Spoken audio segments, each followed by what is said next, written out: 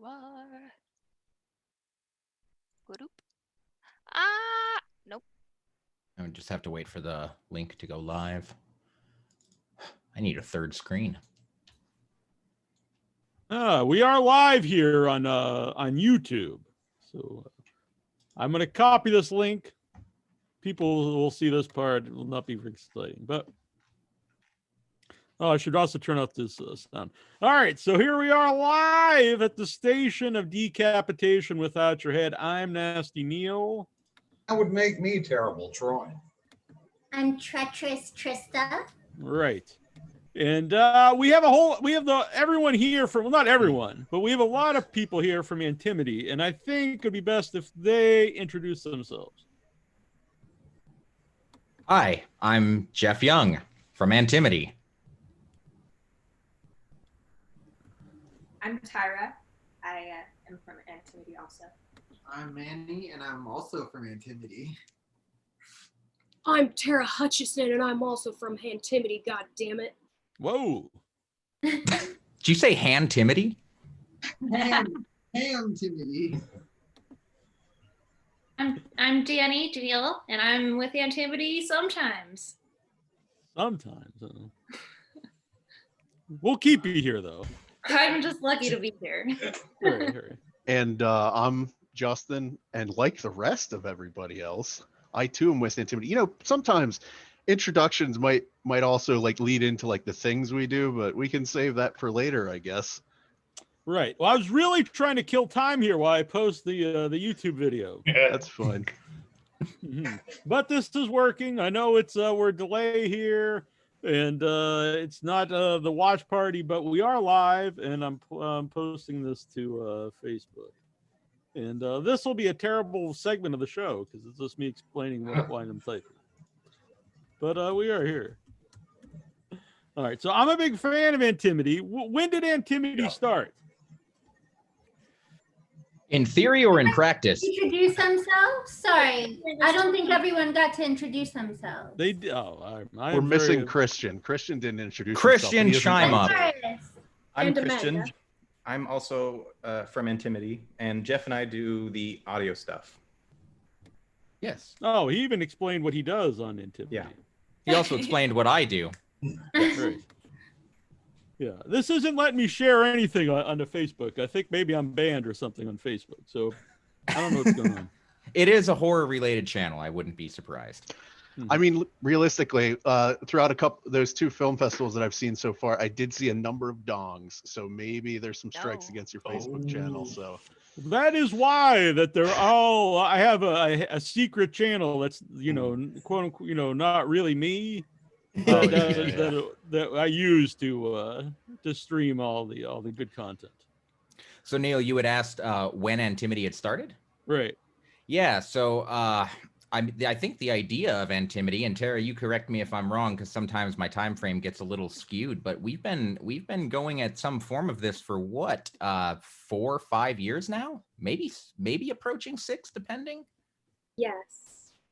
And more realistically, we started really busting out the short films, which led to the longer films. That all started back at the ass end of about, I want to say 2017, maybe early 2018. And we've just been pumping them out ever since, until everyone went into quarantine. Until we died. We literally yes. Out until we all died. We're like, it's our last one, just hang on. And we're just like, and after the last one, we're just like, all right, guys, we gotta just rest.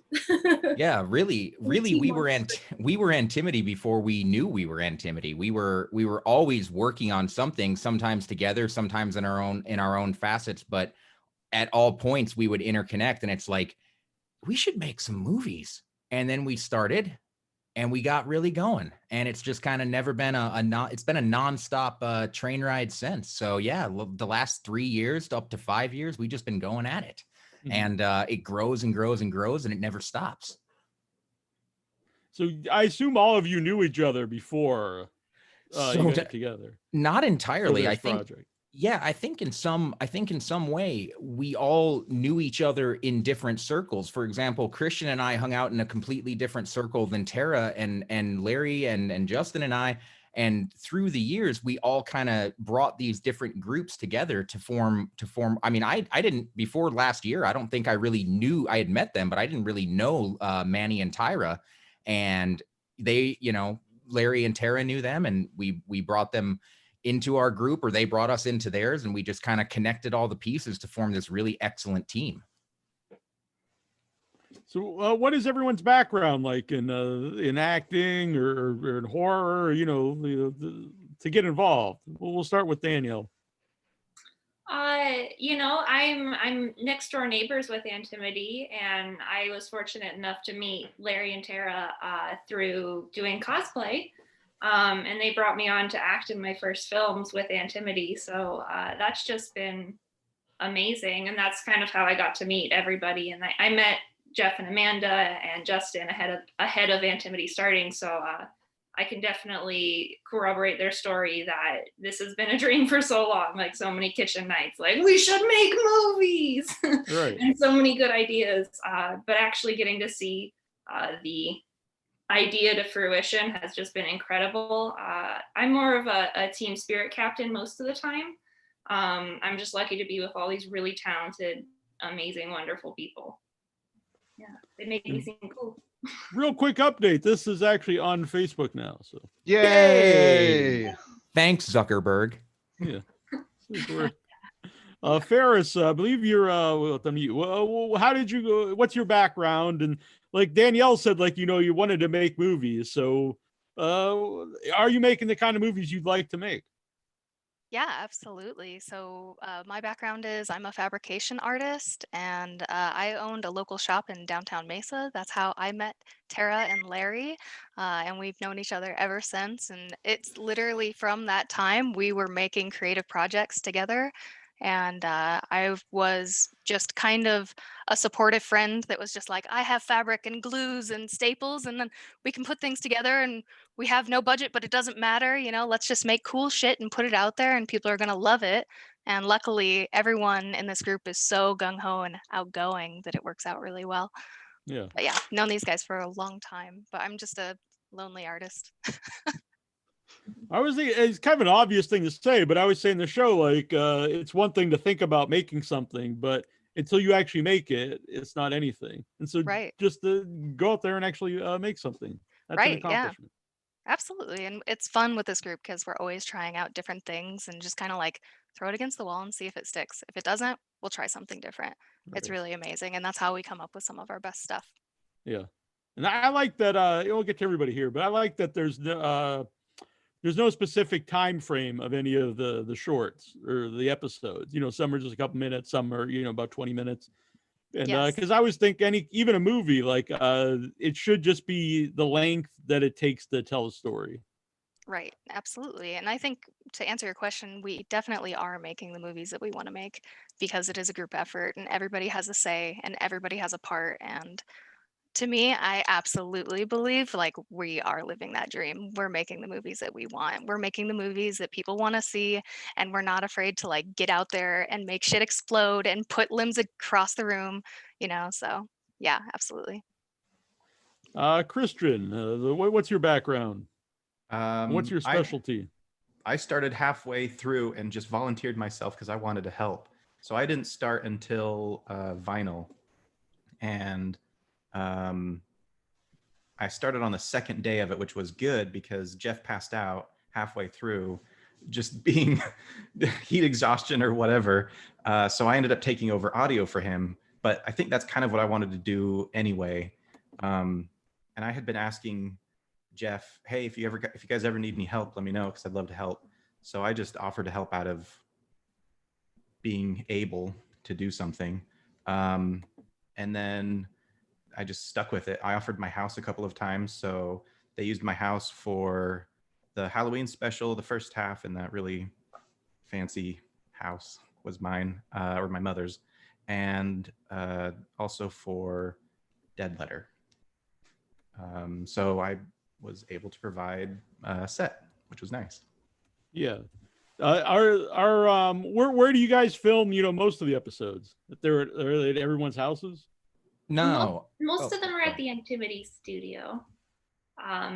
you know, whatever we can work right there, that's where most of the equipment is.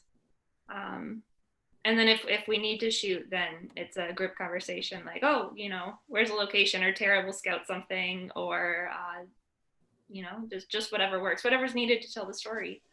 It's mostly smoke and mirrors and flats to cover up everything. Right. That's so the truth.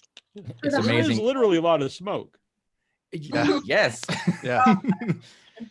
Fog you- hides Which everything. isn't a complaint.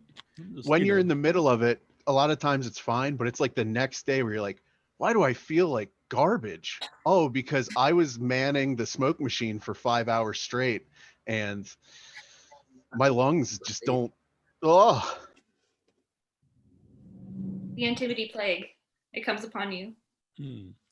Justin, are you the smoke man? Are you the is that your So- background? So I We am have the fabricator and we have the smoke man. one of the things you'll find, I think, when you delve deeper into our whole team is because we're so small, everybody wears multiple hats. So everybody has like the thing that they do the most of the time, but everybody does everything. So for me, my background is writing. Ironically enough, I only wrote 2 of the Antimity tapes total, but that's just because of the way production was, because I have a background in novel writing because I'm trying to build a career as a, you know, science fiction fantasy author. So I'd never really written scripts before. And then this whole everything starts up because I've been friends with Larry and Tara before this.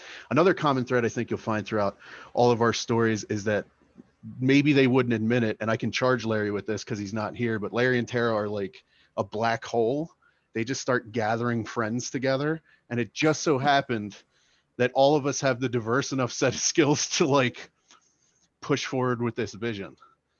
So I've written a couple of the tapes that we've filmed. I also, when it's on set, I do behind the scenes photos, so we can have a record of cool things that have happened. I'm going to probably purchase another camera so I can do behind the scenes videography to have a little more content eventually. I'm a production, you could probably call me a production assistant, because anything that needs to like be picked up and moved around, or like in cloud, I was like one arm of a body in that body pile. Oh yeah. And then for like the past like 3 or 4, maybe 5 that we did, I am craft services, planning out meals or giving Tara money to buy food for the crew. But the last one, like we did 2 weekends for Cloud, and I basically had meals for the whole thing. So that's a little bit of everything. What were you saying, Tyra? Sorry. Oh, I said he was absolutely throwing down. It's delicious. All food was great. Oh, all right, very good. What kind of food you make? So crock pots are your best friend. I agree. So I think one day it was made some soup. chili. Yeah, I think I did for one day. I did broccoli cheese soup and sandwiches. I want to interject on that for a second. The broccoli soup was amazing, but it was stanky. Yeah, hindsight is 2020. It's not good to have a set that smells like farts all day. Yeah, it smelled like farts. That was before everybody ate the soup. So, you know. I mean, I ate the fart soup. There's also goo everywhere. There's goo all over the place. Everything smells like coconut oil. There's liquid latex, blood on the ceilings. Blood And everywhere. chocolate syrup got involved at one point. And Strawberry syrup. Yeah. Strawberry syrup. We ran Was out. this for the movie or the crock pot? Yes. Yes. This yes. is just the Friday afternoon on yes. set. Yeah. We weren't filming. We were just playing. Yeah, it smelled awful. I gagged several times. Not lying, on that set because of all the like mixtures of things. I think there was like cornstarch on the walls too, mixed with liquid latex, mixed with real paint, mixed with strawberry syrup, chocolate syrup, and just makeup, like lipstick, to make it look like dead body goo. And the mixture, oh, it was horrible. How about the cleanup on that? Because if you're using someone's house, I assume you want to clean it up. I was the one who, it was my Or house. depending on whose house it is, I No. guess. Maybe, I cleaned don't it care. up. I don't know. Tarps are your best friend on set. That's the nice thing about tarps, is you can just like splatter whatever the hell you want on them and just roll them up and throw them away. Yep. Tarps and a Plastic cheap tape. run of carpet. that Yeah, you the can just cheapest get rid of. cheapest carpet you can find at Home Depot that day. Yeah. Put a tarp underneath it, you're golden. Good. Manny and Tyra, like, what's your background? Go first. So I actually did some modeling for Tara, but I met her at my 9 to 5. So we were coworkers, and it was at this place that I'm so happy to be away from now. And I'm just so glad to be part of the team where we're, able to do some horror stuff together. So she brought me in through a 9 to 5. So yeah, but I do makeup. How about yourself, Manny?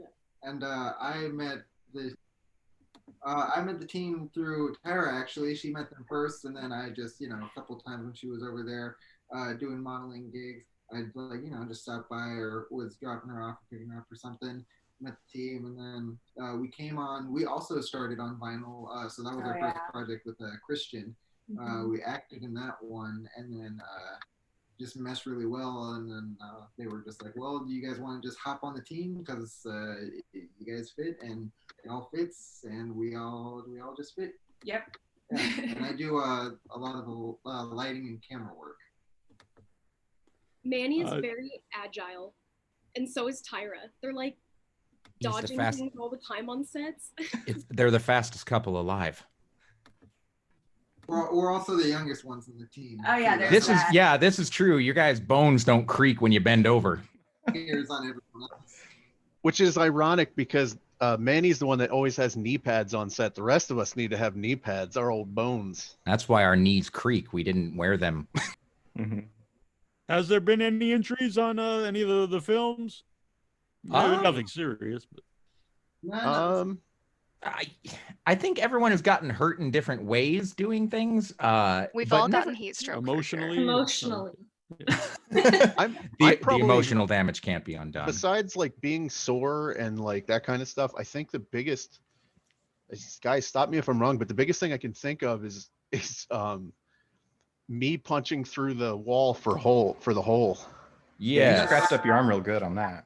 That was beyond scratched. He had that bruise that looked like someone got angry with him. But yeah, that was my fault. Justin did get hurt punching his arm through in the episode The Hole. I was in charge of scoring the back of the drywall, and I had 2 holes to score. The first hole scored perfectly. The second hole, not as perfectly. And his arm came out of that looking not too well for a while. Well, it was a combination. I think the bruise came from the initial impact, but we had to do a bunch of scenes where I had to pull my arm back in quick, and it was like the edges of the drywall were constantly scraping up against my arm. So in that one, that's a good example of weird effects. Tyra mixed up that effect on my arm. It's just like grill ash from Jeff's grill with chocolate sauce and water, and we just caked my arm in it top to bottom. And then chocolate sauce.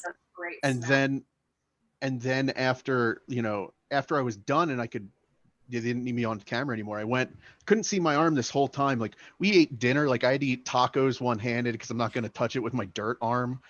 And then I go back and I wash it all off, and it's just like scratches, a bruise, just red all the way up. And like, it looked worse than it was in the end because of the hot water. And immediately Tara was like, "Oh my God, what happened to you? Larry, come look at this."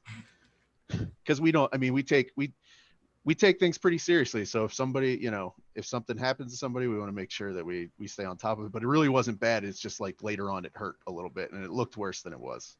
Yeah. All right, so the people that's normally in the watch party, they've made their way over here to the YouTube because YouTube has its own chat. I've never used this before, but Joe says there was a really standout arm when you earlier talking about your arm was in the pile of dead people, and he thinks that was you.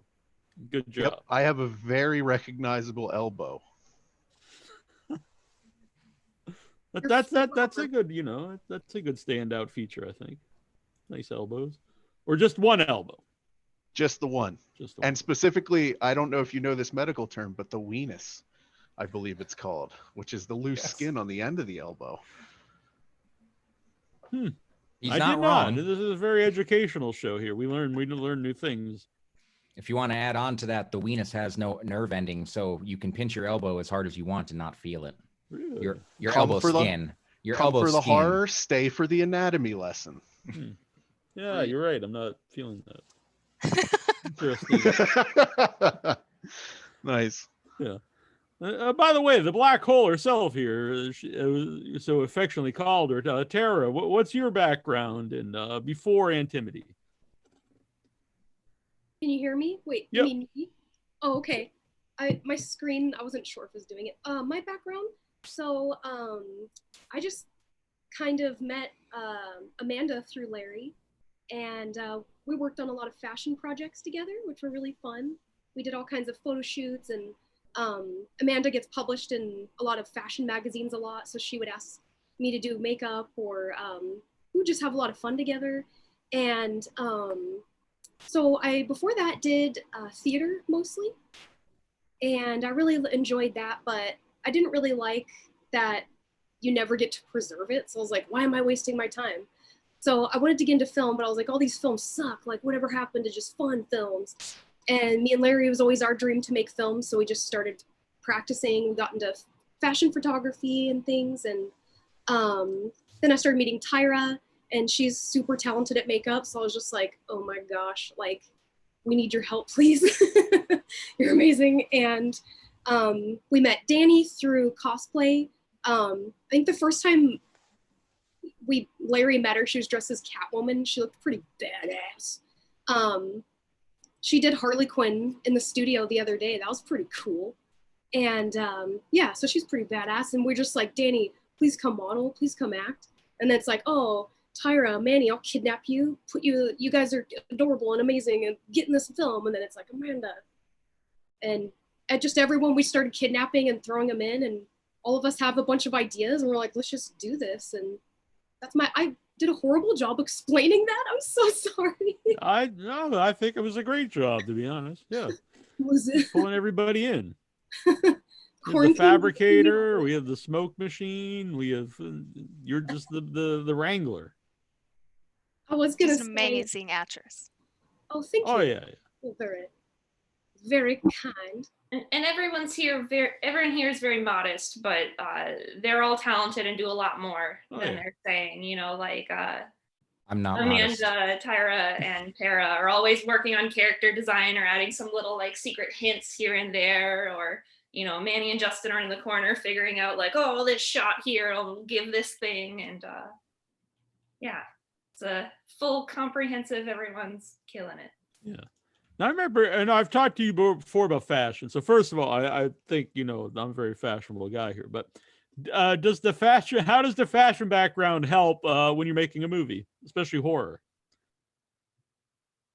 Oh my God, it helps so freaking much. I cannot stress enough how like independent filmmakers like just do the same looks. Not all of them, of course, but like I just watch a lot of films. I'm like, man, just add some spice. Like, come on, you know, just make this crazy. And so I remember working in fashion photography.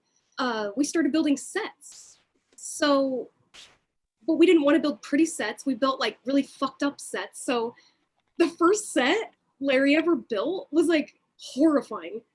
We were like in the middle of the desert in this really shady studio, and it was really fun. It was definitely haunted, by the way, and it was definitely haunted. But we built this set. We had like a metal barrel in there. We had like meat hooks from the top. We had chains. We put in a floor that was all rotted, and I put like stuff all over the walls. So I got a lot of practice doing production design for that. And Amanda actually used to help do that for film and theater. And Tyra also comes from a theater and art background, so she is really good at seeing things. But you know who else is really good at it is Manny as well. So because I think all of us dived into like the fashion field a little, kind of teaches you aesthetic, and you're able to kind of blend it into the story to make it just like however you want. Very cool. Yeah. Sorry for the rant. I have pictures of that set, so I'll send those to you, Neal. All right. Yeah. Everything always looks great in the Antimity, in the episodes themselves, and all like the graphics, you know, the stills and the posters and everything. All that stuff looks looks great, and that that adds to everything. Adds to the production value. Yeah, no, it absolutely does. And it's, to make a movie is one thing, but it's just as important to have the still frames, the the promotional art. And a lot of that goes to Larry, who's not here. And really, Where is I that mean, guy? probably off creating some new version of Genius. Right. He had to work a bit late. But for He's reals, a very like, secretive man. I'm Like always a mask on Facebook.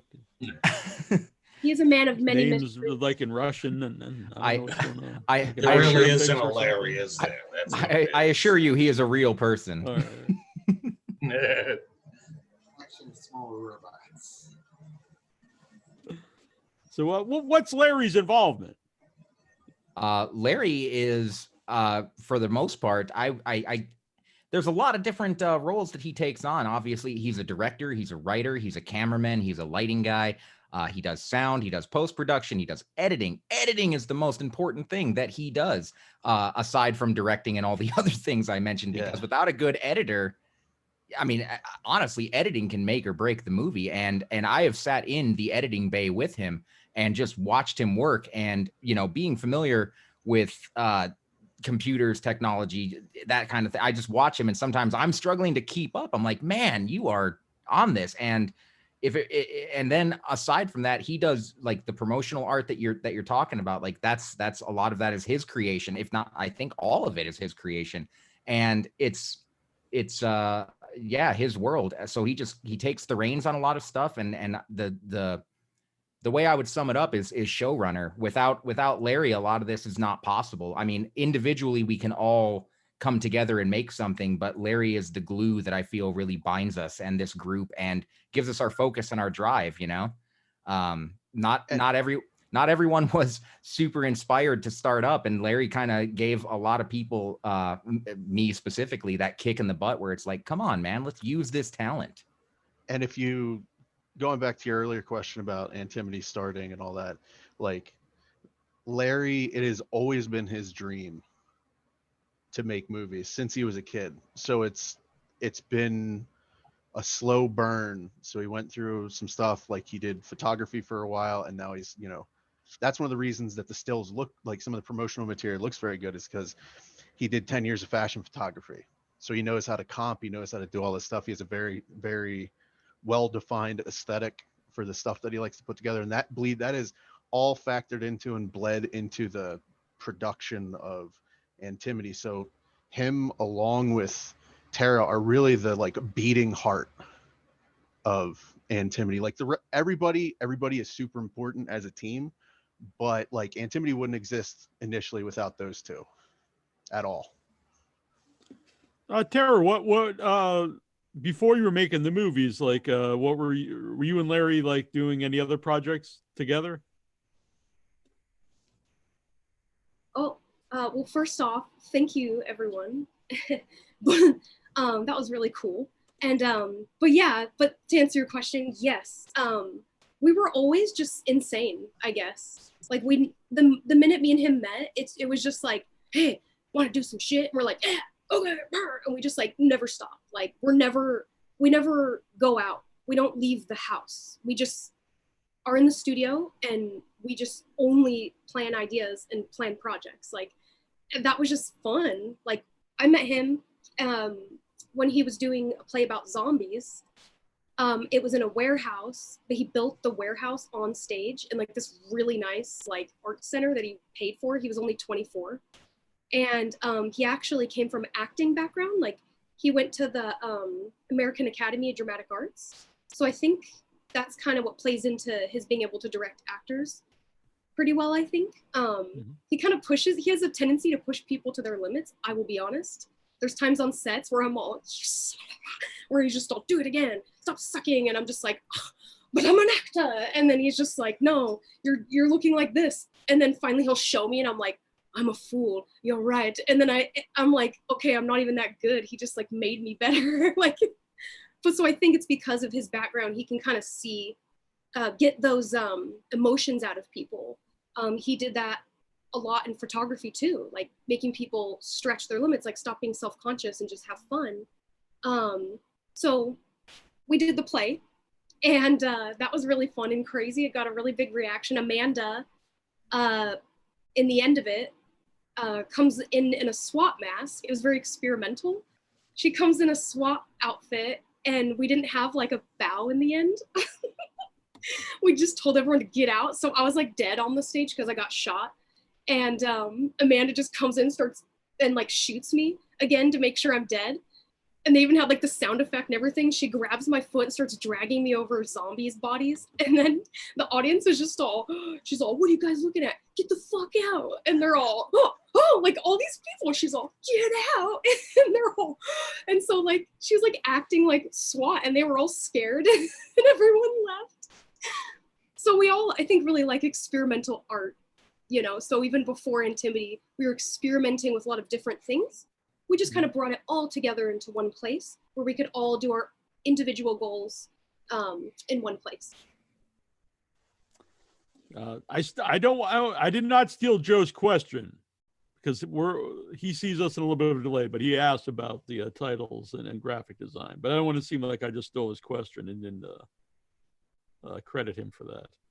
But yeah, everyone, AJ also says he loves the posters. Joe says Antimity is such a great, consistently unified vibe, often kind of seem seedy but fun.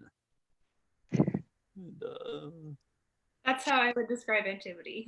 True. Yeah, that's absolutely it. Just like Weird. Dark, disgusting, and amazing. Weird people making weird movies for weird people. Yes. Right. That's why I was drawn in, I guess. Trista or Troy, do either of you have a question for the Antimity players here? Are you guys still able to shoot with COVID right now? Sadly, no. We haven't been. Only just recently have we all. Well, actually, what brought us back together for the first time since we quarantined ourselves was the Without Your Head second film festival. Larry, Tara, Justin, Christian actually came over to where Ferris and I live. And we got together for the first time in 5 months. And now that we are kind of out of that bubble, we don't have anything lined up to start filming again immediately. But it opens the doorway for that possibility a little, you know, just sooner. Because we really do miss making the movies. But we didn't stop working on things just because we couldn't make our movies. There are several underlying projects that are going on actively. Myself, Ferris, pretty much Manny, Tyra. I know Manny and I think through a chat you said you were making some music. Larry's been working on tons of 3D graphic stuff. New, I wouldn't even call it a website. Basically, world building for something for people to in the future interact with. Just a lot of projects that we had to supplement in place of the filmmaking. So that we didn't go crazy. It sucks that we couldn't make our movies, but we're making stuff.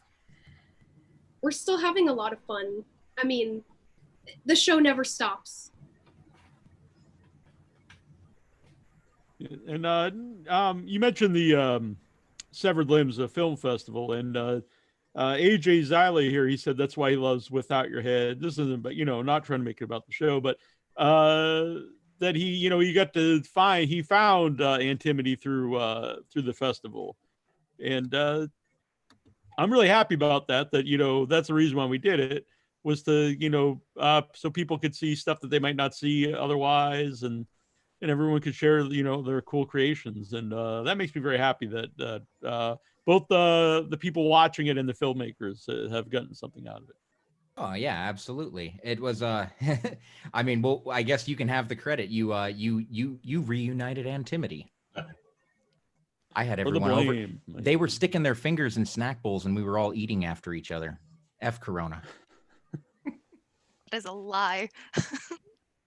I'm glad that you're all safe. But yeah. I licked Larry's fingers. I missed him so much. Seems like a very, very lucky man, Larry. It was definitely really fun to see the film festival and to see people's reaction to the films, you know, both, right. and that it's really validating to see people appreciate, you know, the hard work that goes into it. But it was also really fun to see everyone else's projects and to see what's going on, especially coming from a place now that we've made films. Seeing the ones other people are putting out, you just get so much more appreciation for, oh my God, how did they do that? That's crazy.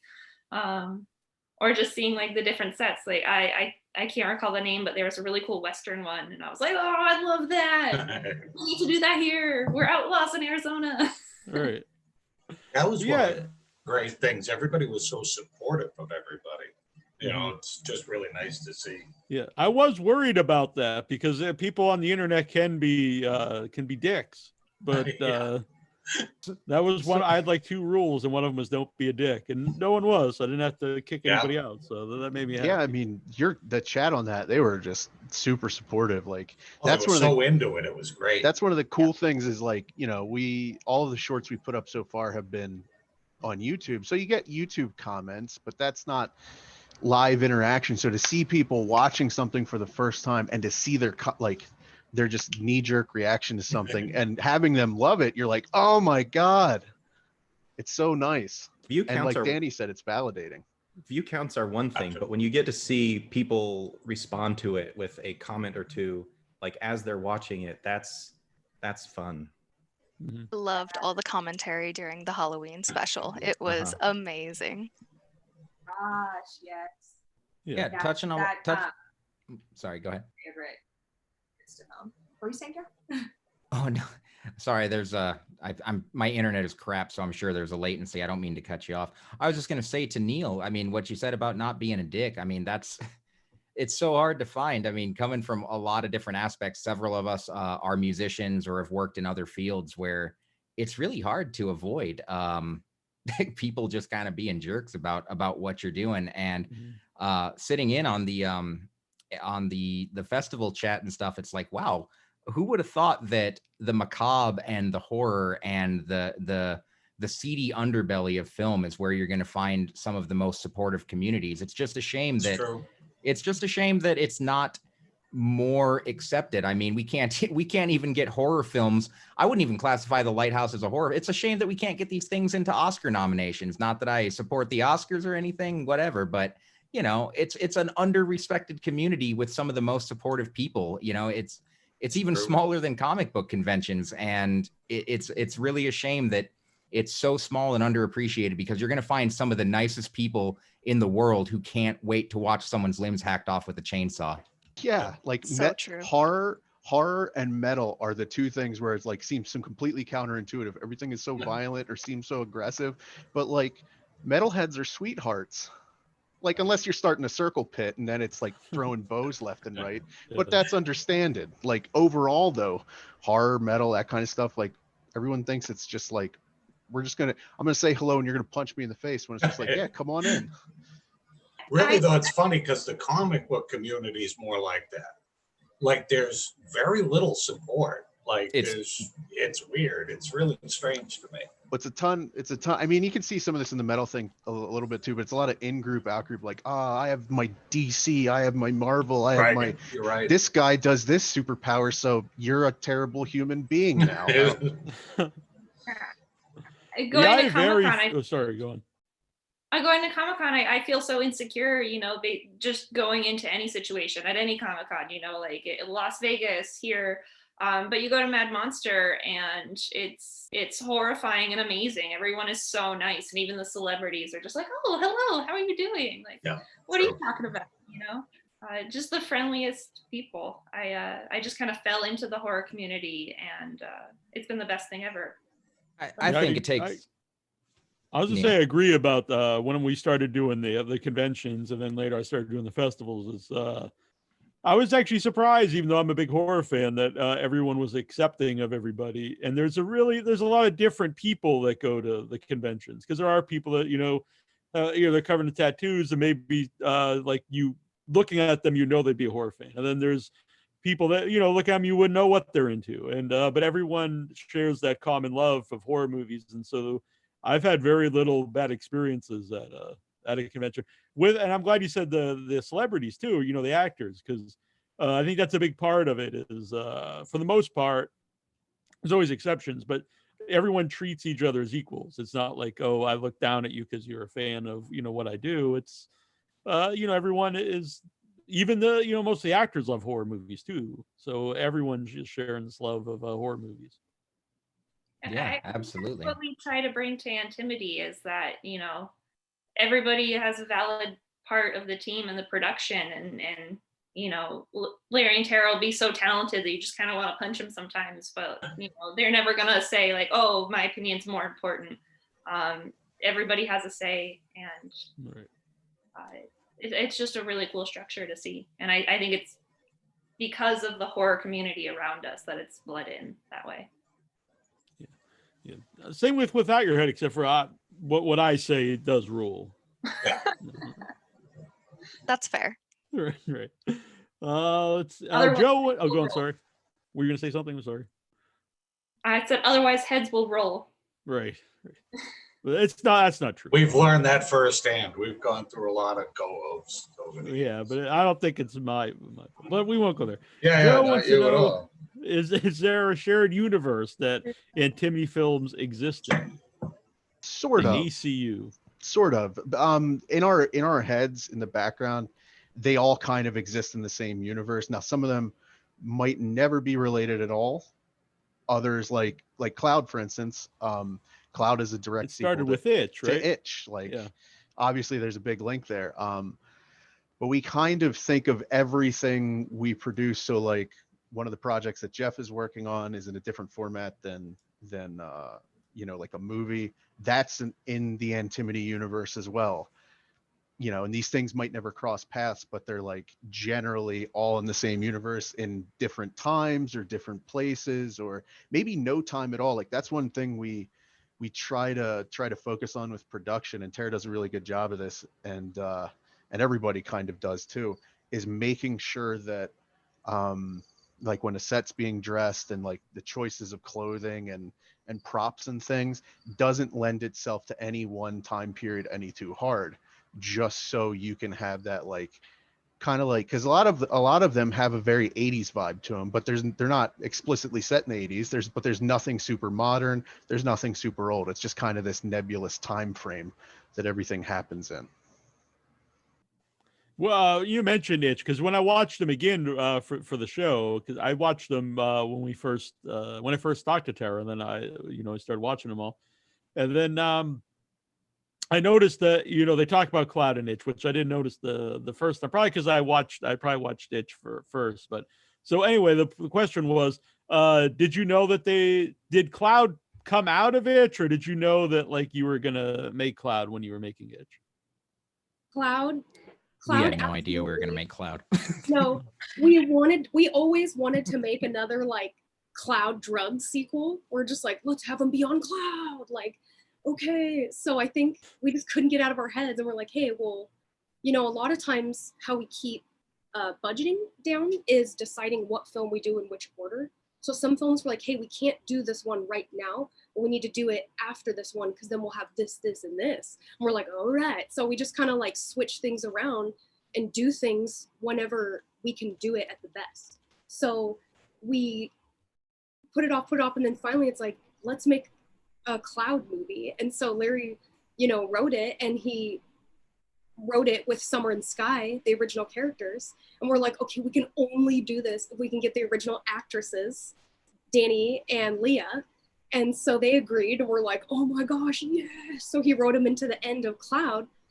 And it's supposed to be kind of where they've escalated, Oh, I didn't mean to do that. Sorry about that.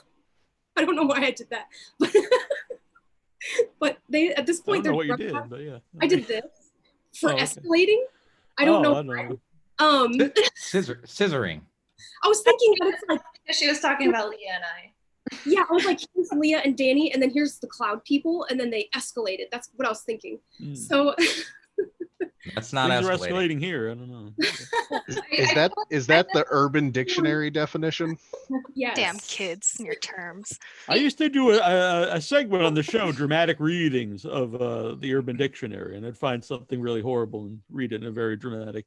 Used to. I see no reason that should have stopped. Yeah, I don't know why I stopped now that I think about it. Time to pick it back up. I just forget, I think. But go on. I'm sorry to interrupt you with my nonsense. Itch was just so silly and ridiculous, and then Cloud came in and was like, actually, it's serious as fuck, you know, and just like Tara said, escalated it to that next level, and so that was really fun. We had no idea when we were filming Itch, and Lee and I, that was both of our first real film, and we were just like drinking Red Bull and Moscato and like creeping out Jeff the whole time as he's wrapped in plastic. We were just, you know, messing with him. So it was really fun, and we had no idea it would turn into this giant, wonderful production. That was, you know, the longest production I think of Antimity. Parker Peters, he just wants to say that he loves Trista Robinson and Echoes of Fear. It's a great movie. Wow, that is lovely. Thank you so much. Yeah. Joe says, I imagine the Peeps and Cloud drive a 70s Chevy van with airbrush art on the sides. But then Summer and Sky seem very early 90s alt rock scene, but it works. That yeah, that might go into the timelessness of what you're talking about. And that's great that's that's how it's perceived, because keeping that timelessness with a few exceptions. I don't know if you ever noticed, we don't really put cell phones in our films. I think cell phones ruin movies. Cell phones do ruin movies, because any modern movie, and I've seen a lot of PG-13 modern horror movies, the cell phone can always save the day, but somehow doesn't. And it always raises that question, why didn't they use the cell phone? They clearly exist. There's always two problems with it. Either it's in the movie and you could just end the movie. Also, I don't find it interesting watching someone on their phone in a movie. No, really, it's not. To me. And it's or there's a scene where they get rid of the phones, and it's usually like completely like you could tell it's like put in there, and it doesn't seem natural at all. Yeah. Oh, the phone. Here's a bag. Everyone throw their phone in here.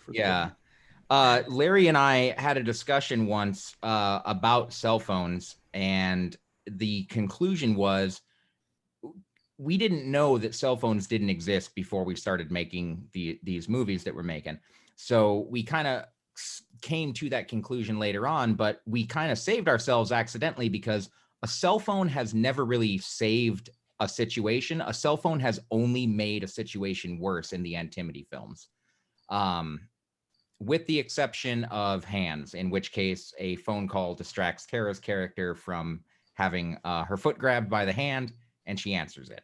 I guess that would be the exception. But if you see a cell phone, it's usually only to make the situation worse. I'm going to remake all the classic horror movies, but in modern day with cell phones. And they're all going to end in like a minute, because something's going to happen. The guy's going to call somebody, and then the killer runs we got off, Dracula over here. Could you come help us? Yeah. That's my version. Does anyone remember like 5 years ago when murder clowns were a real thing? Cell phones solved that. No more murder clowns. True. You just call the cops and just like, hey, there's a murder clown over on like 94th and 6th. I'm sure those run parallel. I don't know. Yeah, there's also a lot less. I know people are into Bigfoot, but there's a lot less Bigfoot pictures. Used to be there'd be all these Bigfoot pictures. People really had a camera, but now everyone has a camera on them. There should be all kinds of Bigfoot pictures. Yeah, all those mysterious creatures. Maybe he hates cell phones too. He's known he finally got Sasquatch and moose. I don't think moose really exist either. Bigfoot finally got so blurry he was unphotographable. Just pixelated until he was nothing. Right. Sasquatch is an analog ape in a digital world. There's a lot more. It's very profound. There's a lot more Bigfoot. There's a lot more Bigfoot sound clips on the internet now. Have you seen all those creepy videos of people that are like, I heard this in the deep, deep woods, 40 miles in the wilderness, and it's like really creepy, and it's like mimicking everything they're saying, and they showed it to an animal expert, and they're like, that is no animal I've known. No, that's Slender Man. That's not. It's horrifying. That's just aliens trying to lure you in the woods so they can get you.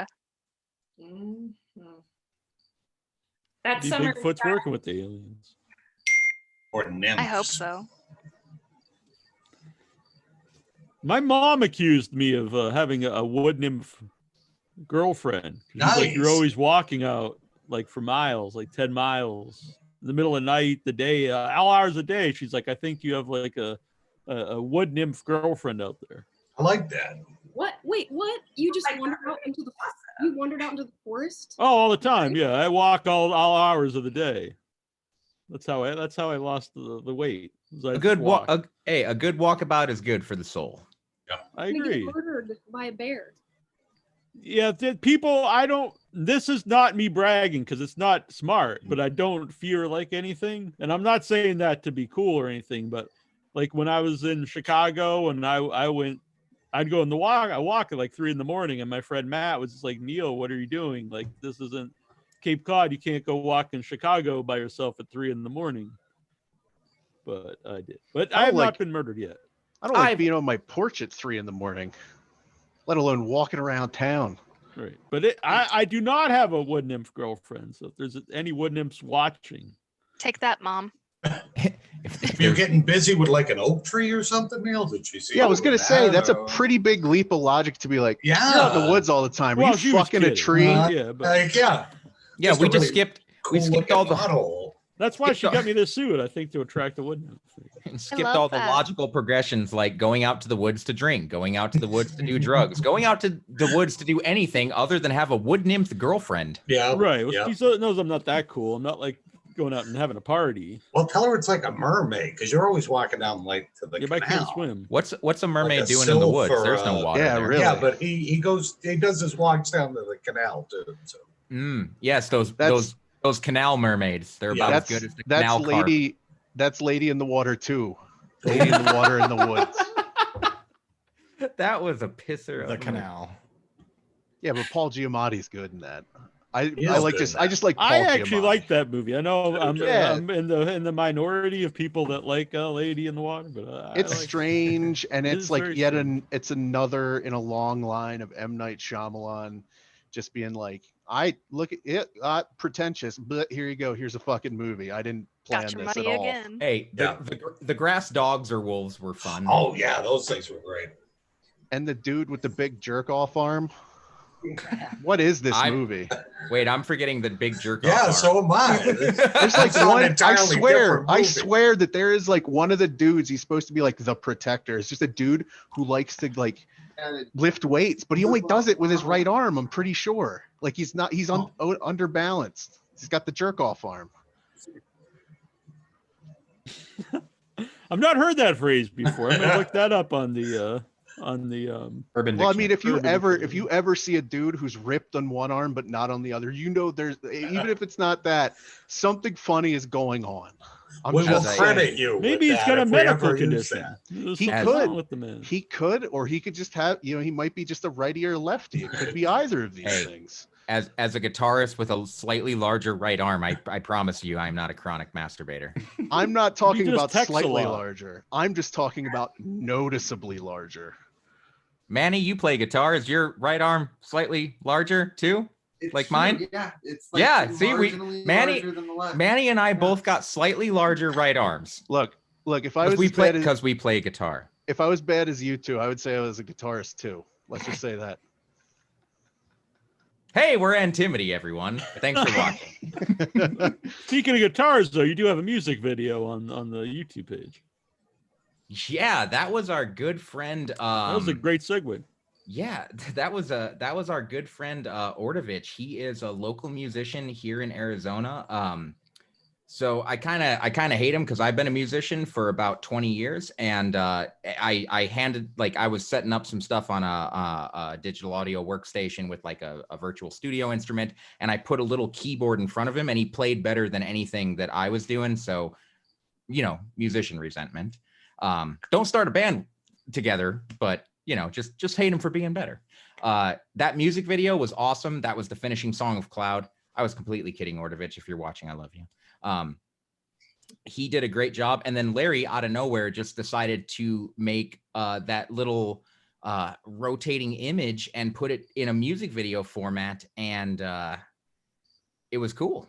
I thought that was really neat. We've never had a music video or an original song. Well, no, that's our second original song. Like, that's the second piece of original music that was composed just for Antimity. And it was so good.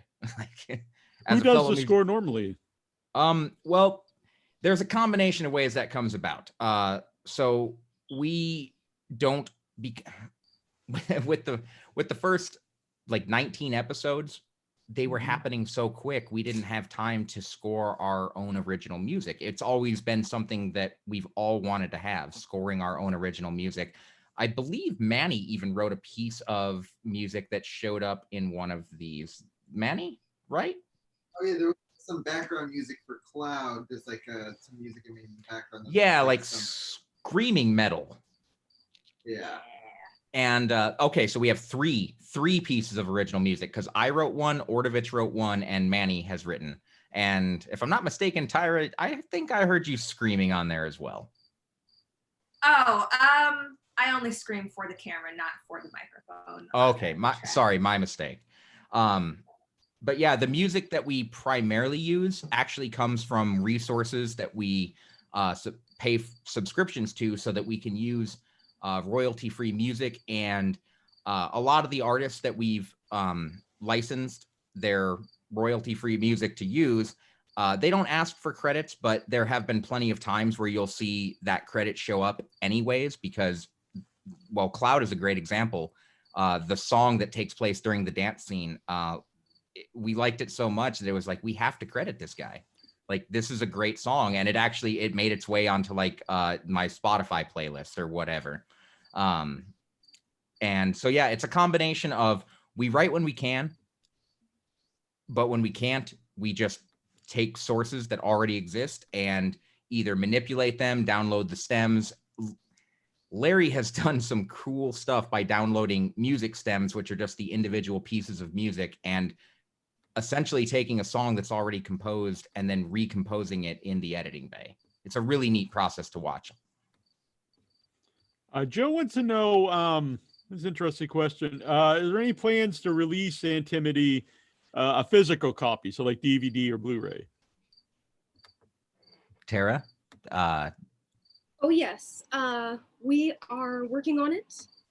We are actually working on making the Antimity tapes. It's in the last stages of development into a full-length film with all of them on it. There's going to be some never-before-seen cuts in there that aren't on YouTube, so kind of like the director's cut.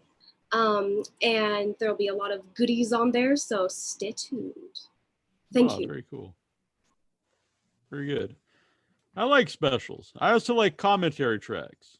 Just throwing it out there. I love commentary tracks, and I just want to say I hope our DVD has a commentary track, because there is a lot of interesting behind the scenes knowledge that, if you're into that kind of thing, is going to be fascinating to watch.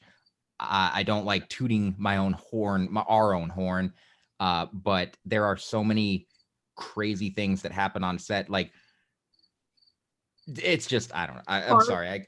Leave it for the DVD. Yeah, it's hard. It's hard to describe what's coming without giving away what's coming. You want right. I mean, you know, the build up.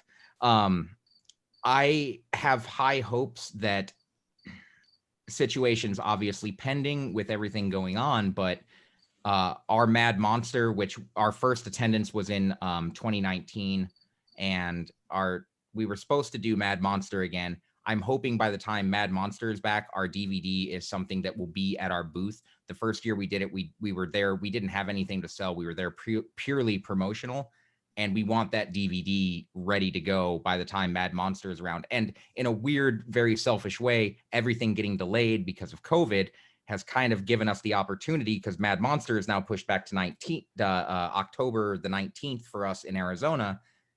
Maybe. Well, that also raises an interesting thing where it's like, I feel like in the streaming age, we've taken a step backward, because I can't tell you how many nights I fell asleep to the commentary track of like either the Matrix trilogy or the extended edition Lord of the Rings movies, just because they were so fascinating. Like, and that's just something that we don't get with like even like deluxe editions on like streaming platforms like that you pay for. You just don't get, at least that I consume. Maybe I could be wrong about that, but commentary tracks aren't as much of a thing as they used to No, be with they're the not, heyday and of that DVDs. was a big part. If I would buy a physical copy or not, because so many things, it's easy to get them streaming. And I mean, legally. I'm definitely not a advocate of piracy, but if it was a cool release that had commentary track, that would be a big plus to me.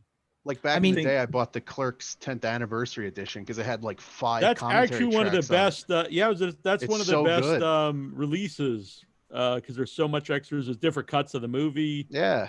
You get the original cut where he dies at the end. Spoiler, Same sorry, thing. but Same thing for the Matrix trilogy when they released all that in a box set. They had like 5 commentary tracks, and I always listened to the same one. And it was where they brought in Cornell West and somebody else, 2 philosophers, to talk the philosophy of all 3 movies, and it's just fascinating.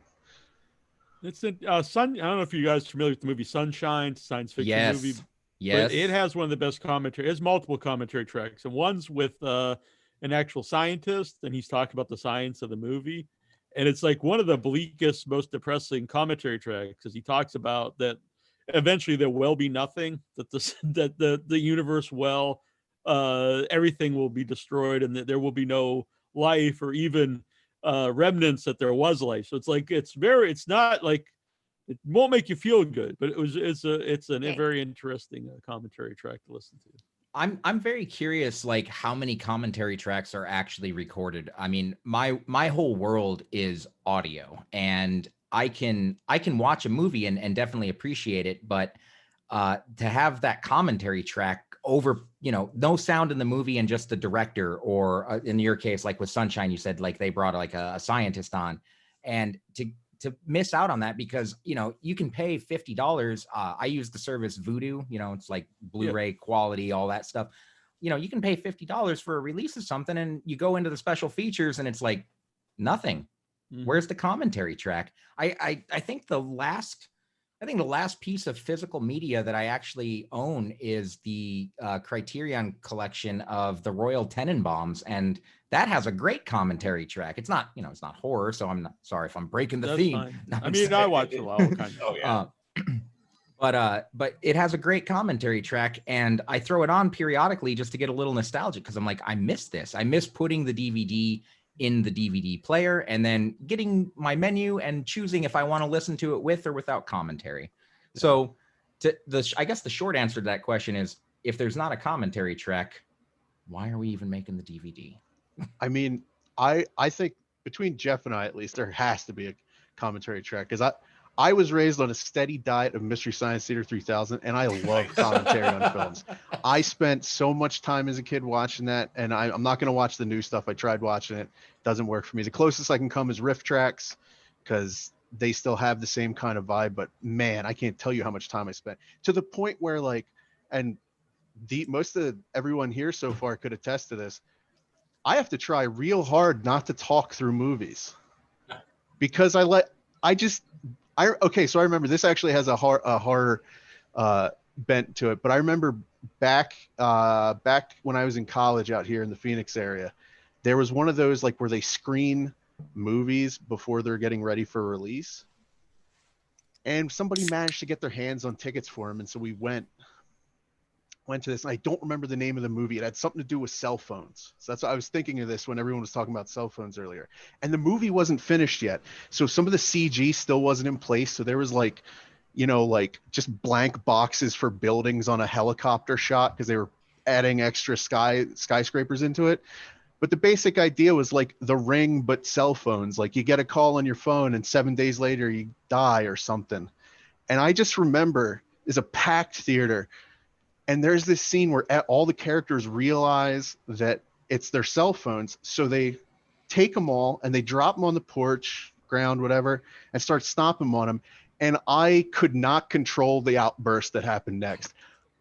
Not quietly, I said, Mazel Tov. And the entire row around me just started laughing. Like, so that's what happens to me all the time, where it's like, again, the Mystery Science Theater creeps through, and I just can't help it.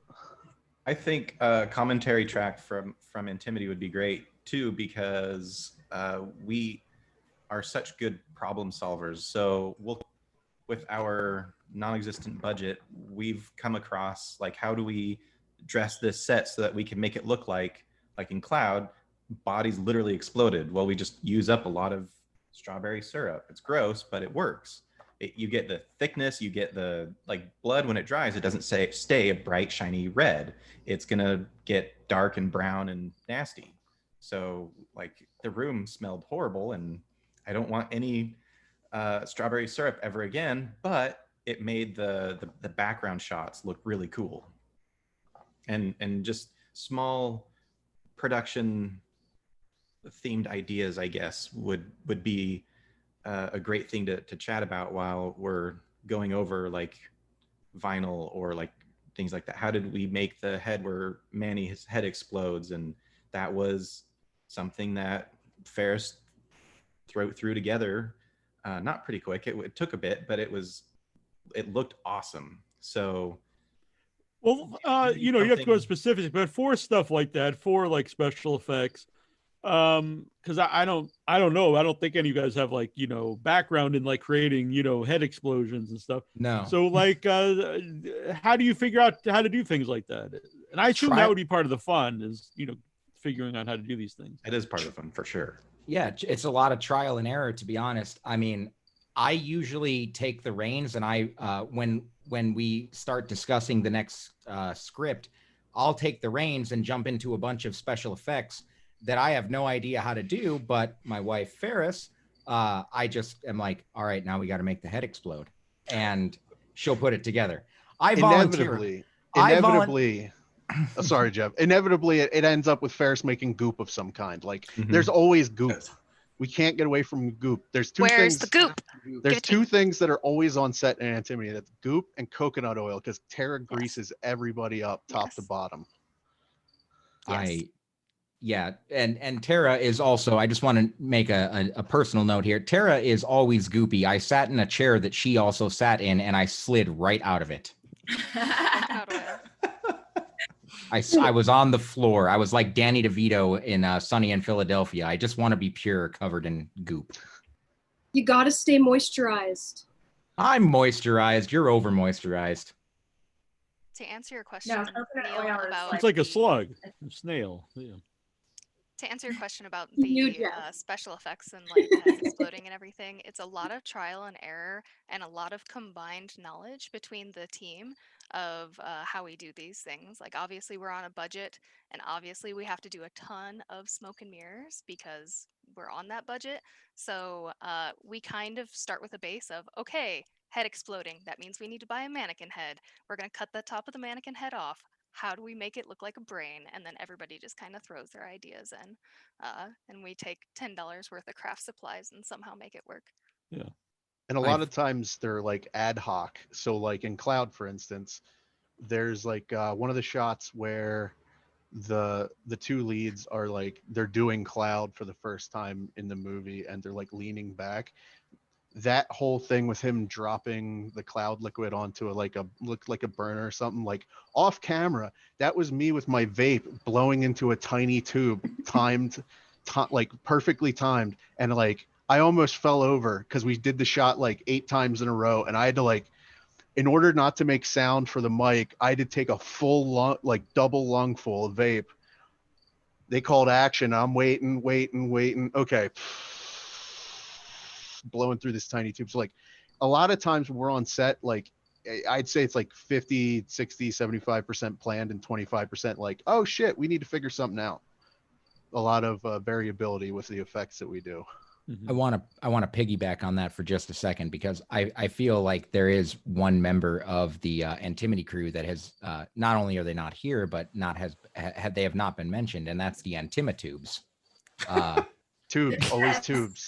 Gotta have tubes. 90, gotta have the friggin' tubes. 90% of our special effects budget goes into me buying some kind of tube. The importance of a tube cannot be understated. If you don't have a good tube, A well-greased tube.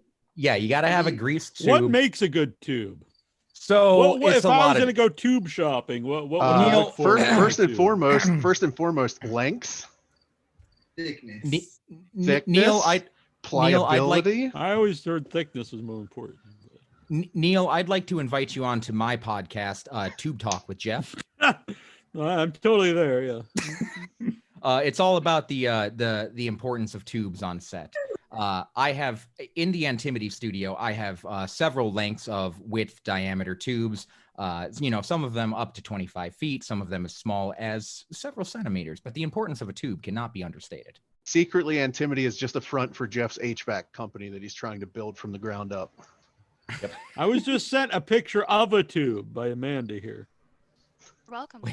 They're That's- modeling some tubes right now. And like a bowl of something. I'm not sure what's in. Where's this picture? Can we Neal. throw Oh, it the up? goop. Can we throw it up on screen? Is that possible? Pure cloud. Might have been another.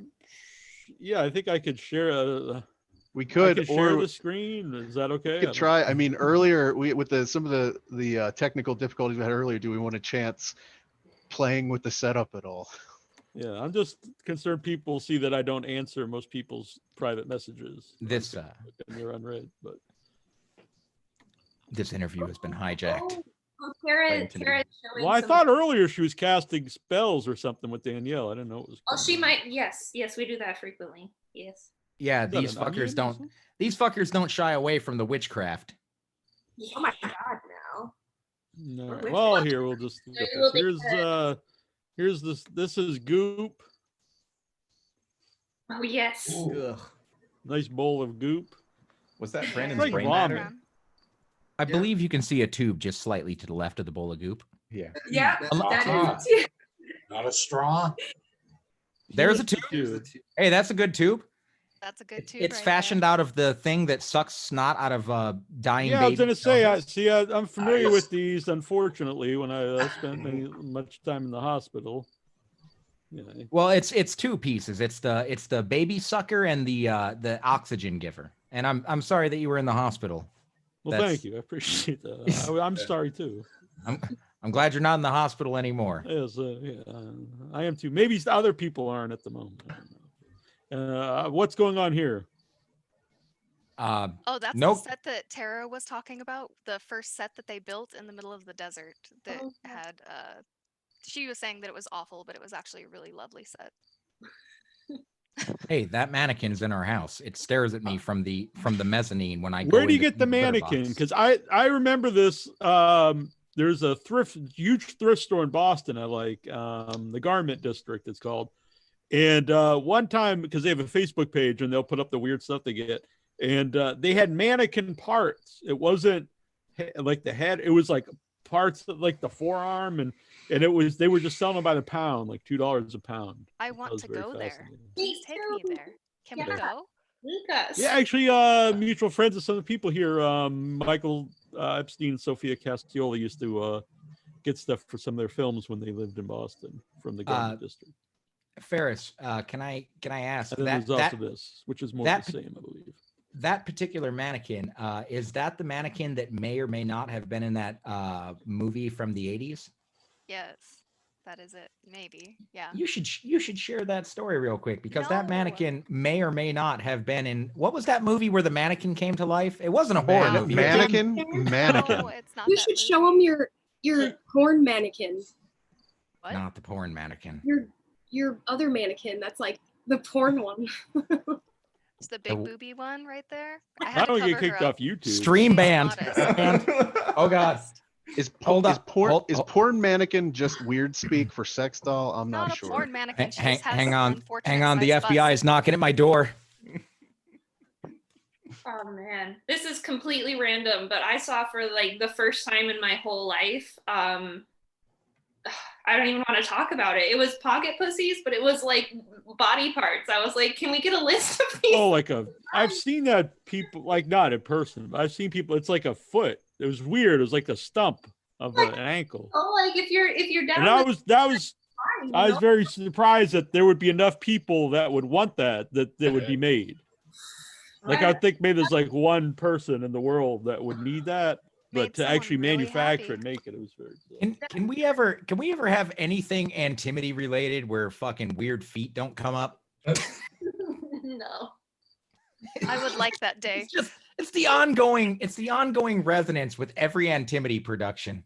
Well, especially Cloud and Itch, they all have those long tube socks, and that's part of the character design. So you're always looking at their dirty ass feet, looking at everyone's feet, like, oh, how bloody are your feet today? Like a Quentin Tarantino film. Yeah. Oh, maybe. Not quite so long and just ooh, look at it. Right.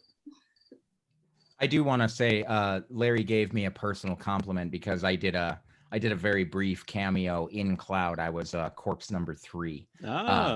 And he did give me a compliment. He didn't tell any of you guys, by the way, because it would have just offended you and hurt your feelings. But he did say, it's a good time to bring it up now. Yeah, exactly. During a live stream with all my friends. Airing the dirty laundry. He did say, Jeff, your feet looked the best with the blood on them. I was like, thank you. Thank you. I don't know if that's a compliment. That's everyone in Antiquity has been in a body pile. That is. Look, I'm going to take what I can get. Oh, yeah. Body pile Be a is your new career icebreaker. is like, foot model or something.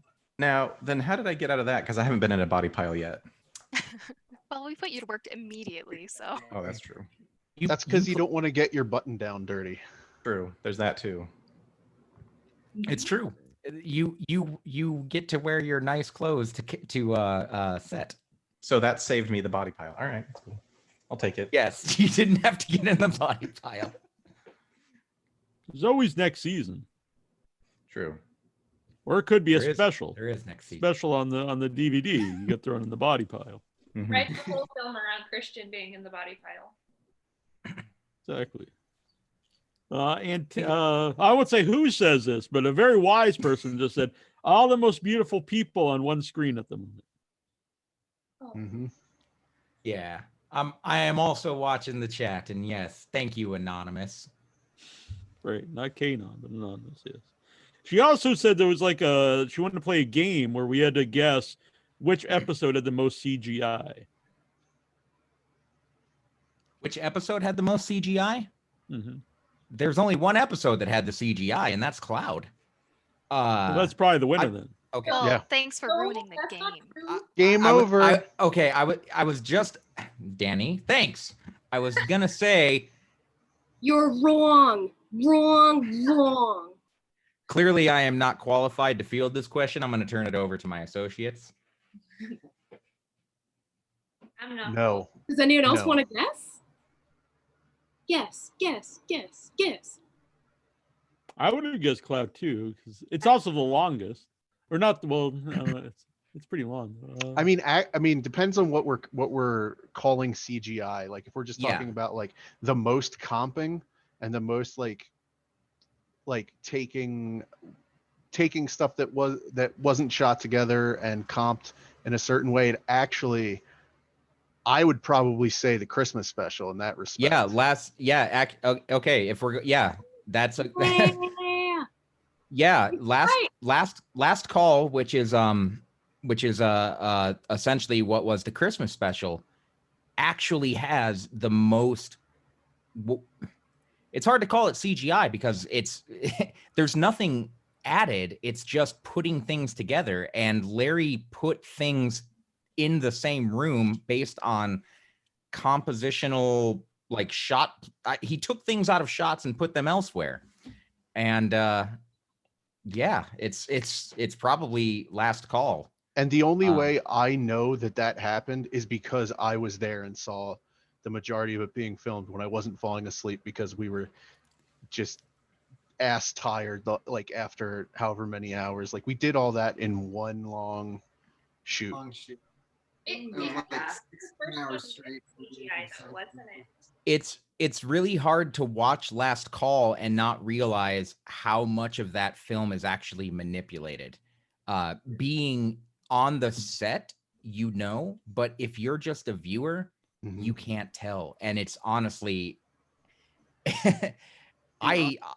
there's nothing worse than a Scorpion King CGI, and it doesn't look like that at all. It's just perfectly placed. So Cloud is really cool, but honestly, Last Call is where the whole film basically isn't what was filmed. It's put together, and it's awesome. Who does the The digital effects. That's Larry. Yeah, Larry. and I wouldn't even say that it's the digital effects that he does. He does the editing, as I mentioned earlier, and editing makes or breaks the film. And truth be told, without the editing, that would have been a broken film. It's saved in the editing, and it's saved by what was able to be accomplished in the editing by putting it all together. And it's if you're a filmmaker and you want an example of when to properly use that kind of thing, check it out, because it's a great example of how you can use CGI effectively without it being noticed. There's nothing worse than noticing CGI in a film. It's the uncanny valley effect, but it doesn't exist in that film. And for something that was low budget and filmed in one day, not to sound egotistical, but it's like, how can you mess up $1 million production or more, and we're doing it on nothing?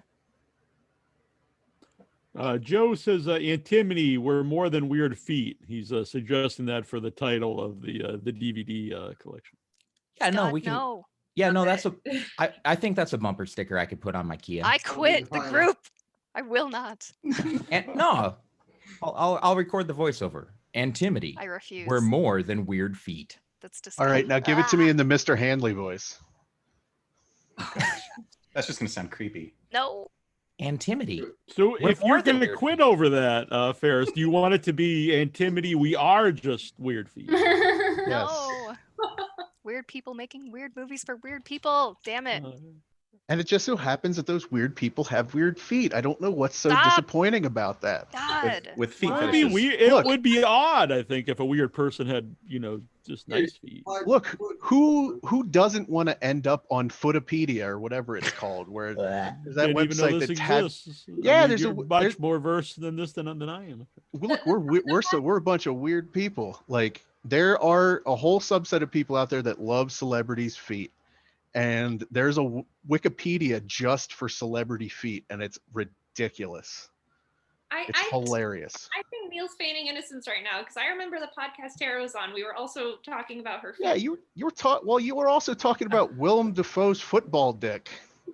Like, how do you not know about Footopedia if you know about Willem Dafoe's football dick? He's too busy on like Dryadopedia or wherever he goes. Oh, Yes. Hey, What happened with to explain with Willem Dafoe? There was like this really weird interview with the guy who made Antichrist. I forget his name. It's Werner Herzog. not No, Werner no, Herzog. it's It not was, Werner.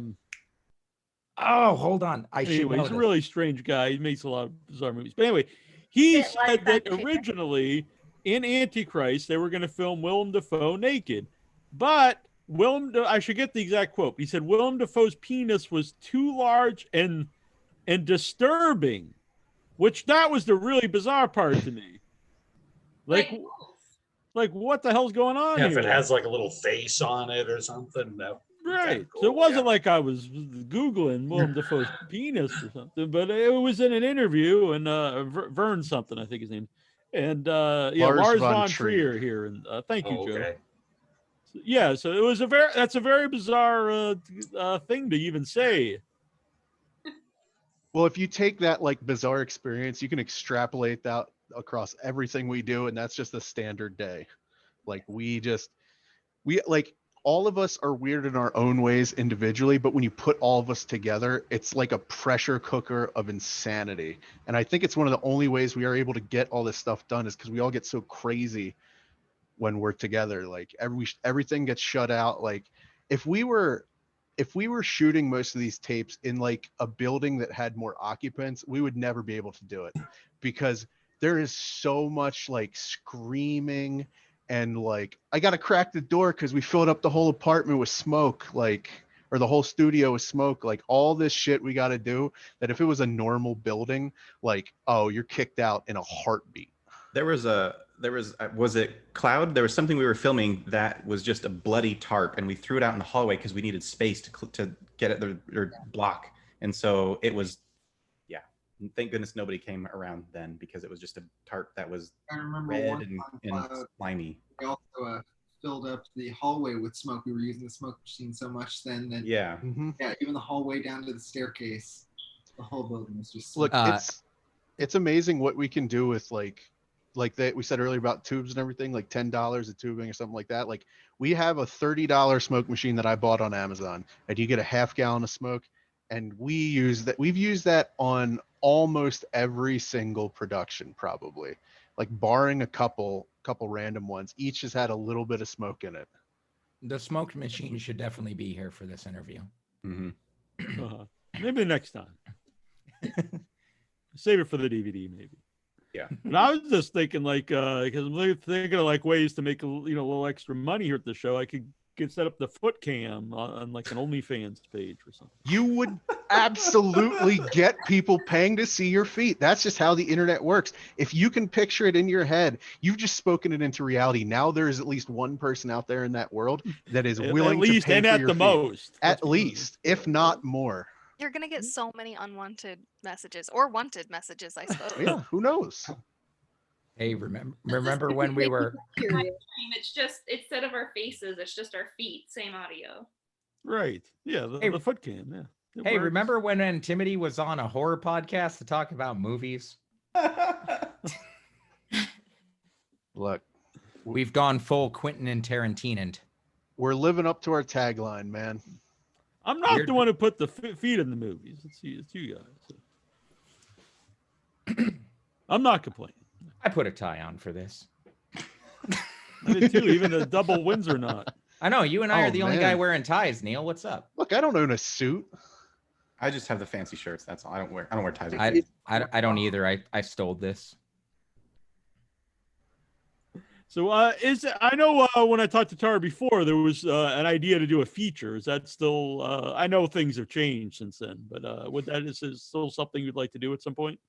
Our intention was always to do a feature. We started with filming a feature that got the whole thing rolling in a way. We started with what was intended to be a feature. In fact, there is actually a rough cut of that. Not quite feature length, but I have seen it, and it's not bad. I think it could actually be bonus content on the DVD, Larry. Maybe.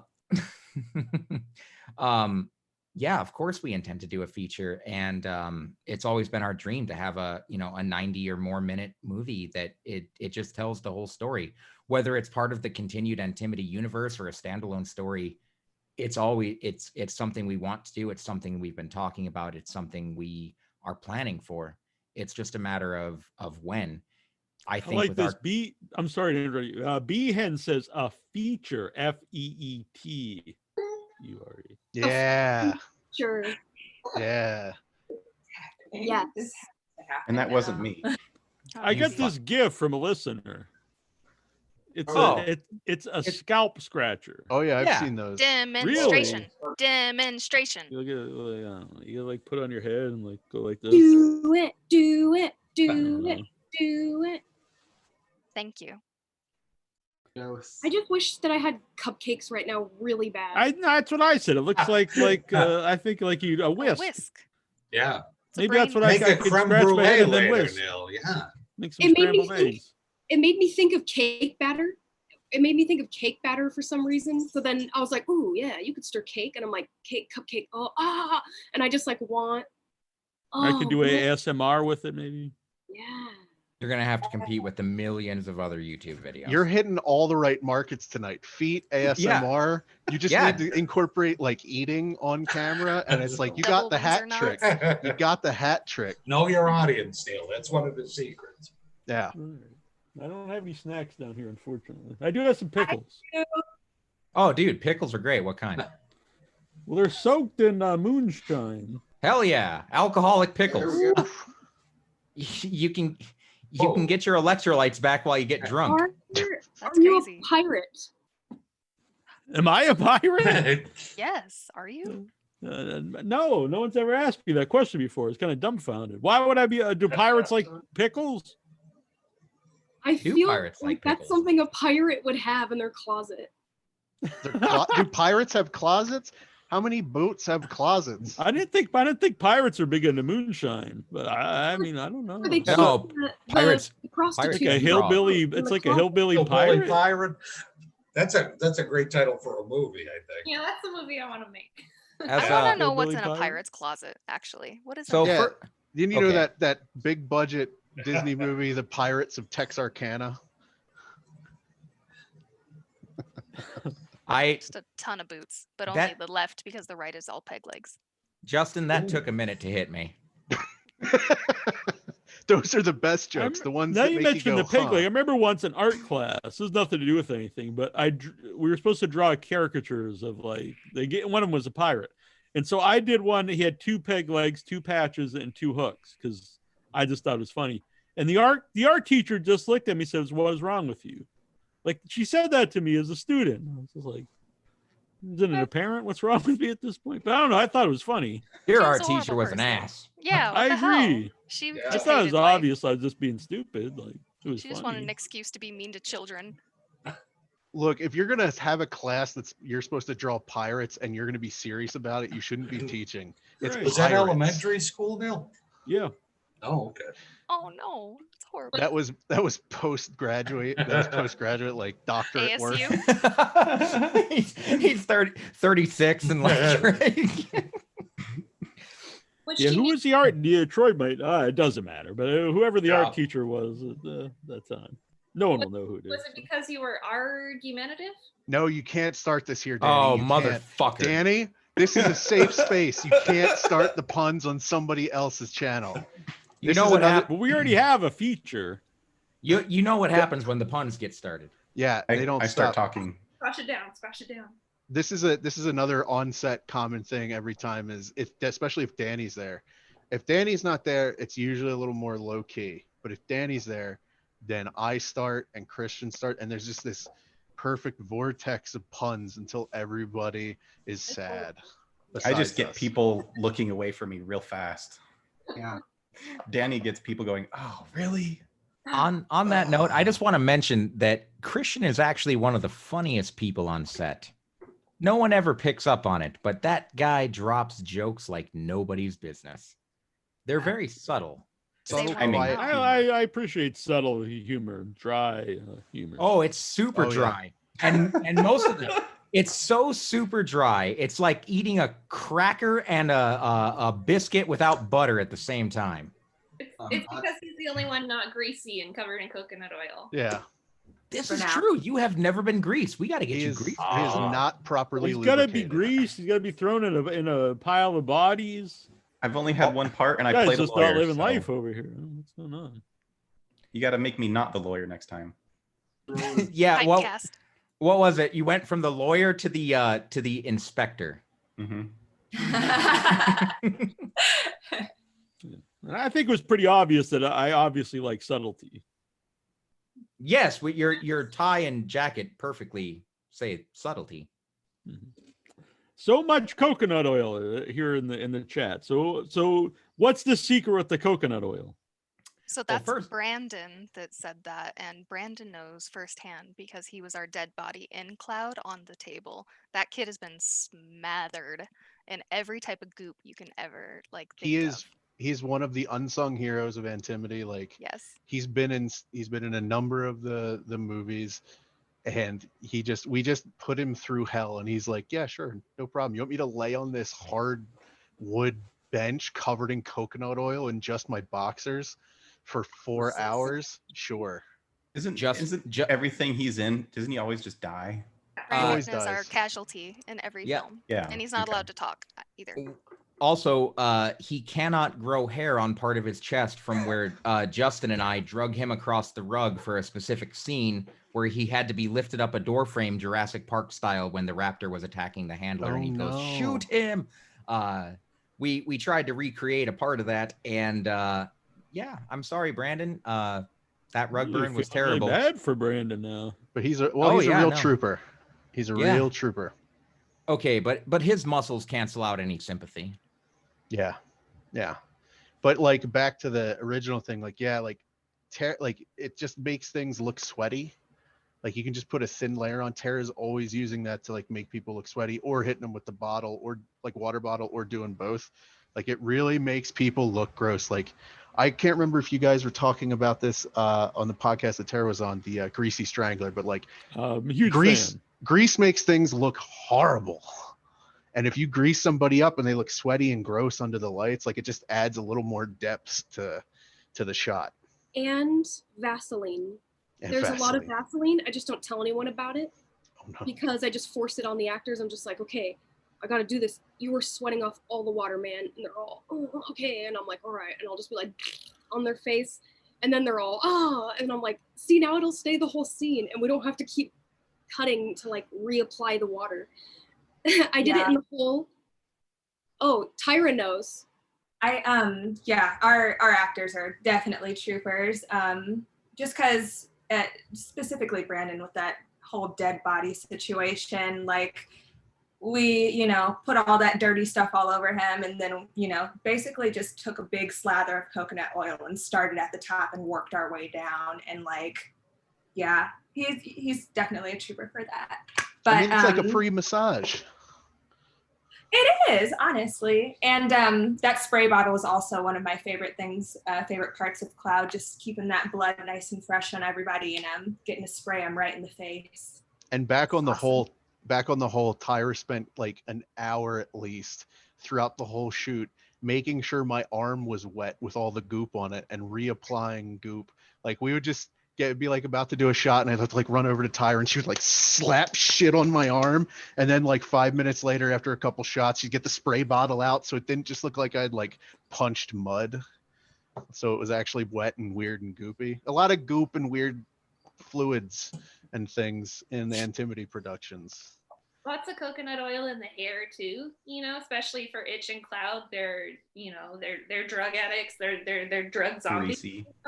So they're greasy everywhere, and just like they just crawled out of some disgusting hole, and they're greasy. Joe says he feels like I should take a shower after watching half of the episode. Now, I mean, the day after an Antimity set, your hair is shiny, your face is glowing. Like there's nothing better for you. I actually I'll just say I have a big jar. I do have a big jar of coconut oil by my bed, but that seems like really bizarre thing to say. But it's because I have dry skin, and it does help a lot. What's your right arm relation to your left arm? Yeah, but we're talking about all the benefits. That must be effective. We're talking about all the benefits, but none of you have had to wash fake blood out of your crack. Or so you think. How do you know? Yeah. You don't know what I do on Saturdays? Look, and we film together, we shower together, okay? Nuts to butts. The poor actress from Cloud, remember the effect with the bullet, Amanda? Oh, yeah. Poor Kayla from Cloud, and it was like all the blood was just leaking out from underneath, and Amanda was just like down there like pumping it like into there and like timing it. It was the weirdest thing I've ever witnessed, I think. Yeah, we had a scene where we have a bullet wound that is in Kayla's chest, and we wanted to kind of make it like a sucking chest wound. So we had like splurts of blood coming out of the bullet wound while she's dying, and then also smoke coming out of it. So Justin and I are out of shot. We're on the floor. That's right.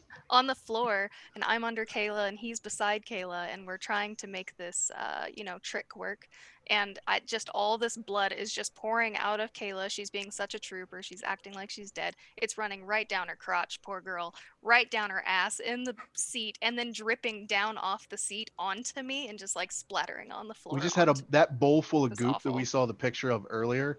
That was directly beneath her chair. It was like a lawn chair almost, so it could just run straight down.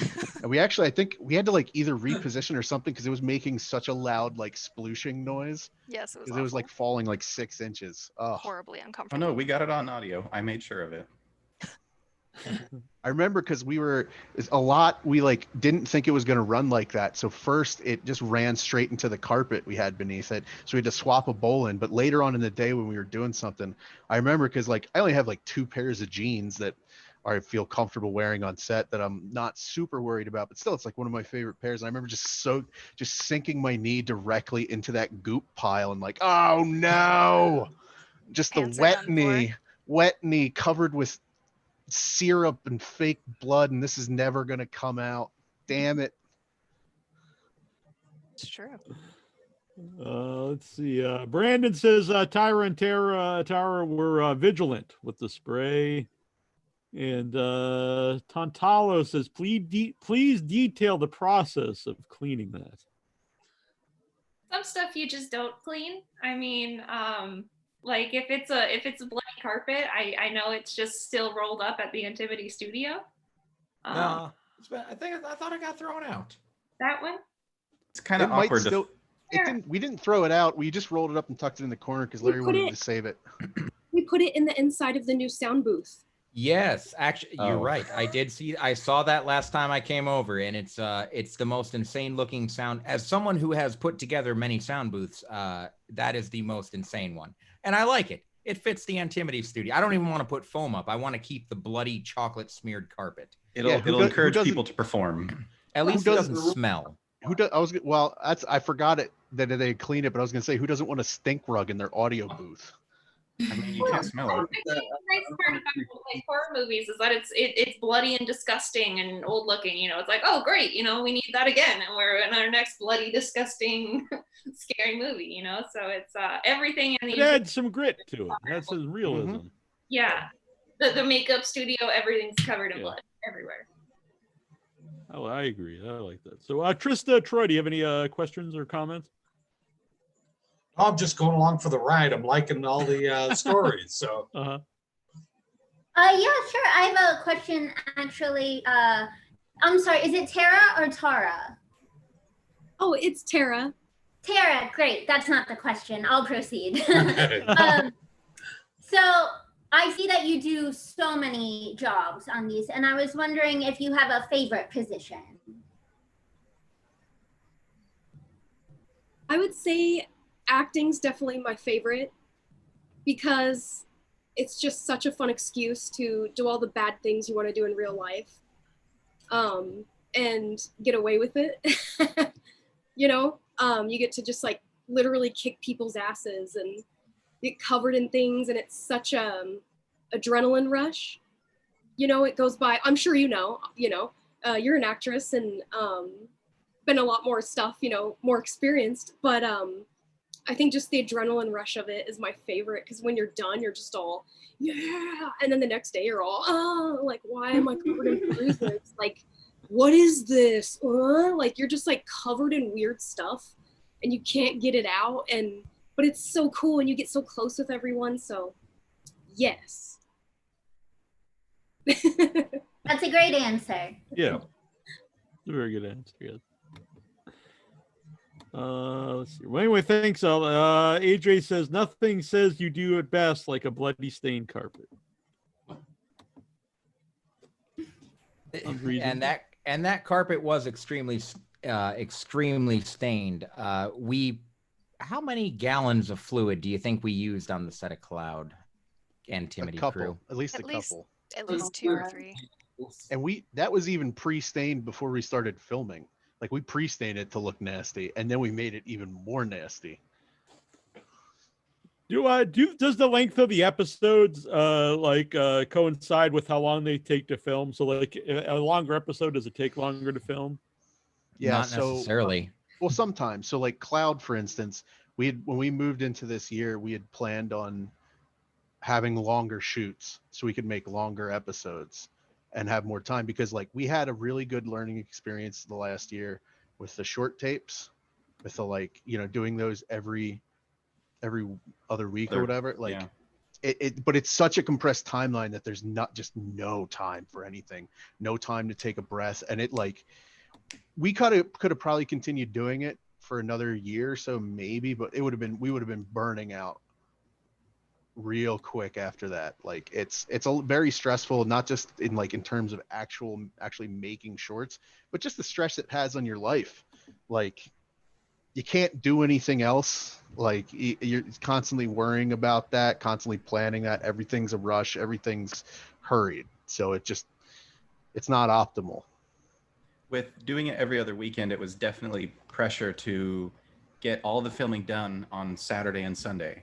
And then all of that next weekend week, and then was post-production. So editing, making sure that it got out on time to the YouTube. And then the next week was pre-production. So we were making sure we had all of the props ready, all of the just everything ready for what we needed for the next film, getting the actors, the script printed out, ready for everybody, and then filming from basically 6 a.m. to midnight most of the time. I think. Oh, and then one shoot that was not fun was Pip and Molly because the AC went out on Sunday, so we were just dying of heat exhaustion and cycling in cold air from another room so that we could get we'd send the actors out because it was so hot, and we would set up a scene and we'd send the actors out and then bring them back in when we had it all set up, shoot for try and get it done as fast as we can so that they're not just dying, and then move back and forth. But it was fun. I think that was one of our larger tests of being able to work solidly as a group because it was just so hot. Yeah, and that was a shoot. There's a handful of shoots that were the shorter, just one weekend shoots, but they felt way longer than the production time on like Cloud. Like, so we already talked about Last Call. That was one day, basically one, like maybe like 12 to 14 hours.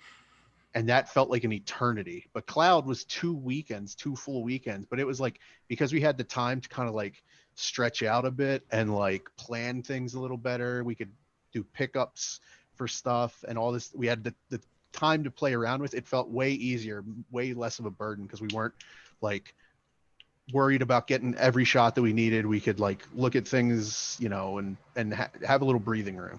And if we'd been able to stick with that 2-week production schedule, I think that would have been awesome. But yeah, pandemic happened. So the first season was like a filmmaking boot camp. Yeah. And then it was, oh, maybe let's slow down and do exactly what we want to do. But the first season was just craziness. Yeah. Cloud was over 2 weekends. It was 2 Saturday and Sundays, and then, but before that, we would do everything in 1 weekend. That was one of my favorite things last year when we were at Mad Monster, which is one of the horror conventions that comes around out here. Is just about everybody that stopped by the table when we talked to them, and you say like they talk about like, oh, you got all these shorts and everything, and they're like, so what's production like? And you're like, oh, we make these every other week. And you're like, what? Like every single person was just like flabbergasted. And like, yeah, if you don't do anything else really with your life, you could do that. Like if you just give up everything. And like for me, like I actually wasn't on the set of like the first half of like the first season of Antimity stuff because like I said at the beginning, like I'm trying to jumpstart a career eventually for, writing science fiction and fantasy novels. So when I have the extra burden on me, like when I start drafting a book, I have to like cut out so many things, and even like Antimity stuff, I have to like, okay, I'm going to limit my time, like maybe one day a weekend to be on set helping out, because when I'm working on a book, that's all I'm doing after work every single day for like a month or two.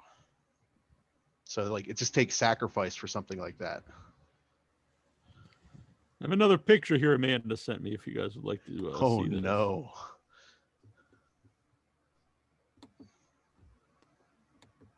Oops. Speaking of all the blood on set. There we go. Yep. This is our life. This is a nice behind the scenes, so you guys get an idea of what we're doing. So you see like all the antimitubes, the blood, the bottles, the goop on the table, the gloves, balancing the camera on a bucket. Just super innovative and just making it work shot to shot. This was actually the special effects scene in this movie. So the green screen head explode thing was this right here. It's a great shot. Yeah, very cool. Thank you for sending that. Yeah, that's pretty awesome. I like that.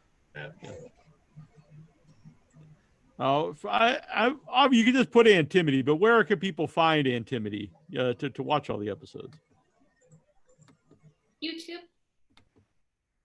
Yeah, for right now, YouTube.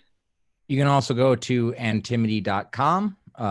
And yeah, if you just throw Antimity into YouTube, that's really your best bet. Mhm. It's the benefit of having a made up word as your company name really eliminates any competition. Yeah. How often do you get asked what Antimity means? Periodically. It's not as common of a question as you might think. I mean, maybe Larry and Tara get I asked bet a little bit more I know than why. I I do. bet people don't ask because they think, oh, I'm going to be dumb if I pretend I don't know what this word Yeah. is. Right. Good point. We're just trying to get in on Not in the cool club. If you want Like, to oh yeah, of course, I know Antimity. Antimity on other social media. Oh other- man, look at we got a special guest here who's taking over Tara's Oh, screen. man. Oh! The man himself. He doesn't understand how to turn mics off. Larry. How's it going, everybody? Sorry I'm late. I had a busy day. No worries. Good to see you.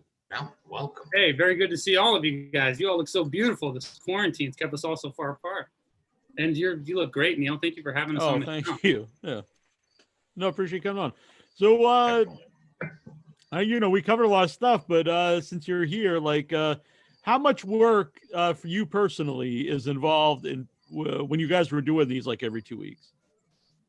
Yeah, I mean, I pretty much just like sit back and just let everybody work. And I just kind of just like tell them what to do. Like, and I don't do anything at all.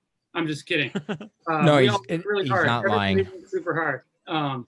But yeah, I do a lot. So me personally, yeah. So once we are done with the film, that's saying that I just came out of editing for probably 48 hours straight.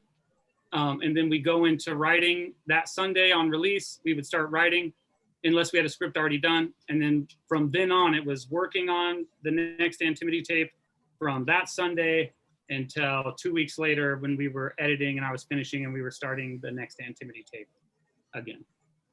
So I had no life for that year, but it was a great life. It was Antimity life. I got to live there for a year, so it was really fun. It was a great time. What kind of movies inspired you to want to make stuff?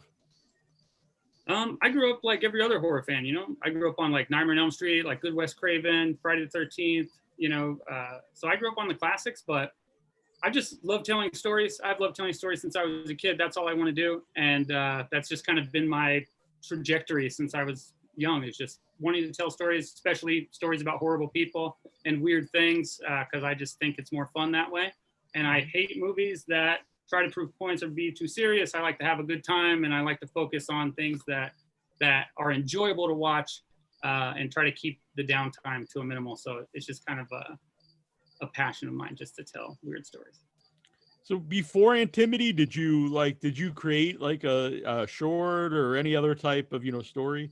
Yeah, I attempted to make movies for years. I probably have like 4 or 5 failed projects, just sitting on like burnt DVDs somewhere that are shamefully hidden, that I hope were burned in the fire so no one ever finds them by accident, because they were definitely not good. I wrote a play and produced a play before. It was a horror play called They Wait. And but no, I mean, besides that, I just stuck with photography. I did fashion editorial for years and just was one of those people that was always waiting to start. It was always the dream, but it's like you always had something else and you're waiting to start. And I got tired of waiting to start, and it just so happened that all these amazing people that you're looking at here were all in my life at the same time, and we all had the same interest, and for some reason the spark hit and it just lit that time, and we haven't stopped. And it's been the craziest experience, but it's been the funnest too. Yeah, I think that's important, surrounding yourself with people who are positive and also productive and share similar interests. Definitely. And what's even more fun is like not everybody does. I mean, some people in our team don't even like scary movies. Oh, really? Okay. We're gonna get rid of them here. Yeah, but here's the thing. It's like that's the great part about Antimity, right? Is we're just a group of people that are all weirdly together. We don't have to all like the same stuff. We don't all have to be the same, but we all come together in friendship and the love to tell a story. And even if someone doesn't like a horror movie, doesn't matter. I mean, it's not a horror movie. You know, it's a antimitty movie. It's a weird movie. It's something that we've all kind of put our 2 cents into and come out we're into something. Yeah, I mean, that's personally what I always like. I mentioned this lots of times, but like festivals or movies that you usually don't really fit into a category or a genre. Right. And you know, the antimitty stuff, it's even because sometimes when I put together the severed limbs, I'm not a stickler for genre. It doesn't have to be like horror, but as long as it's something weird or dark or somehow related, it works. Not like a rom-com or something. Yeah, right. I mean, I think we could probably make a rom-com pretty weird. Sure, Like, it could fit in there, but just I think we might have one in the works that we were working on. I'm pretty sure we have a rom-com in the works, Larry. Yeah, I think we have a rom-com in the works actually. So be looking for that. We definitely have something rom-com style in the works. That'll be Christian's his thing because he's not the scary guy. Maybe he's into the rom-com. Yeah. Only if he's covered in oil. Yeah, as long as Yeah. Well, I'm another one too that I didn't come up from a background of like horror stuff. Like when I was a kid, the spookiest thing I can remember watching is a Nazi's face getting melted off in Raiders of the Lost Ark. Yeah. Until I was a little bit older, and my best friend at the time, he grabbed some tapes from his dad's place and came over and we watched them. One of the things we watched was, I'll never forget it, was John Carpenter's Prince of Darkness, and that freaked me the fuck out. Like I had nightmares about that shit for a while.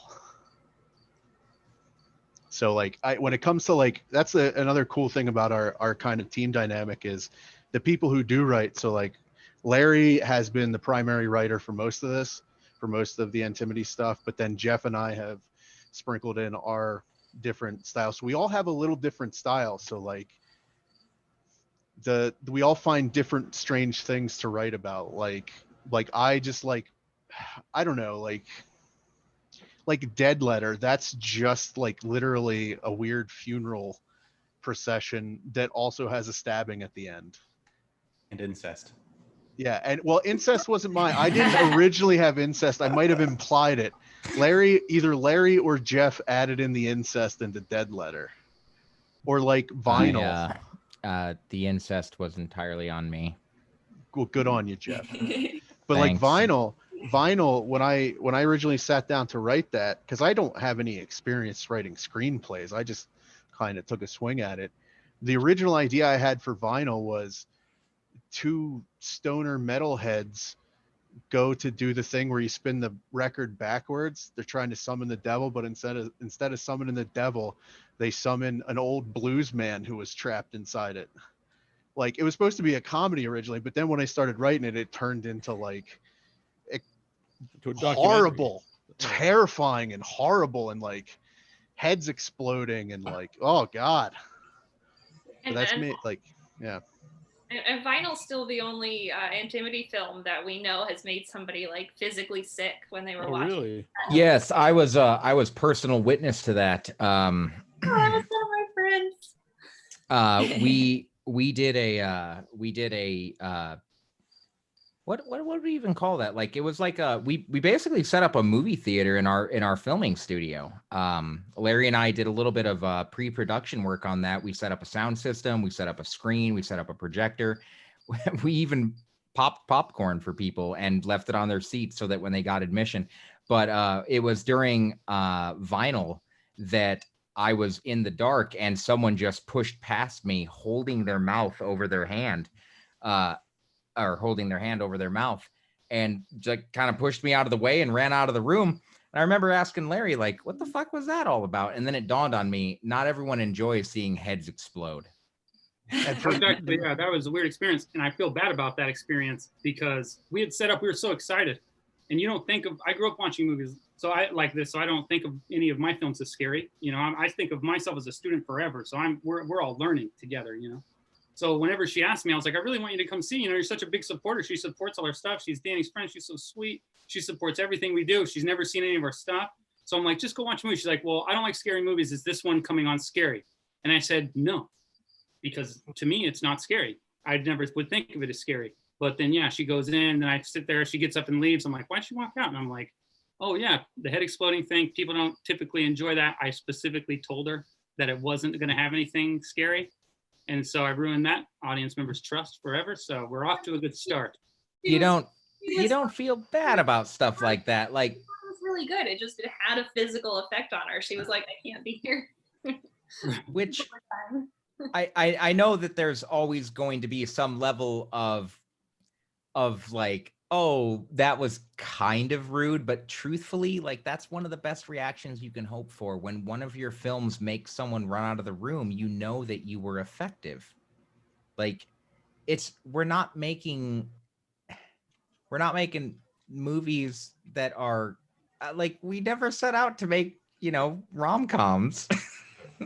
Sorry, I don't know how to say this without like offending something, but to me that was one of the greatest moments, because yes, it was kind of odd, but at the same time it was awesome because it let me know this works. It's validating in a way that you're like, oh, this is a horror movie and we're making an exploding head. Like, how do we know it's going to work? When someone leaves your room getting physically ill is how you know that you achieved your goal. It reminded me of the time that I saw RoboCop for the first time. I was 5. I should not have been watching RoboCop. But when Peter Weller had every single limb blown off of him, I remember running out of the room. And RoboCop is still one of my favorite movies. In fact, yeah, RoboCop is one of my favorite movies because of that lifelong impact. And I guess maybe the situation could be different for someone who's, in their 20s compared to someone who's goodbye 5. to Troy. He's got to take off. But all right, good night, everybody. Thanks for coming on. Hey, Bye, Troy. Bye, Troy. Nice meeting you. Right. Nice Yeah, talking nice with you. meeting you. You guys take care. Bye-bye now. You too. Bye. Yeah. AJ adds that he's been a fan of Exploding Heads ever since Scanners. Scanners, that wasn't the CG one, right? No, it was Scanners with Michael Ironside. Yeah. Yeah, on you Mars? should watch Scanners if you like exploding. Isn't it the Probably one with the best. It's the quintessential exploding heads film. Okay. Is Scanners the one where the things burrow underground and then come up? No. That's Tremors. No, not Tremors. They were like robots that would go under the ground and then come up and then explode your head. No, it's the one with all of the exploding heads. Okay, I'll check out Scanners. I've probably seen it. You should. Yeah, I think you'll appreciate it. Yeah. To this day, though, the model that we used for Manny's exploded head still startles the shit out of me occasionally as we're walking through the studio, because it's right at standard head height, and it's probably right behind Larry right now, or somewhere in that room. Like, it's there somewhere. We started reorganizing since COVID, because it got, we ain't doing anything, so we started going crazy, and I've started reorganizing things.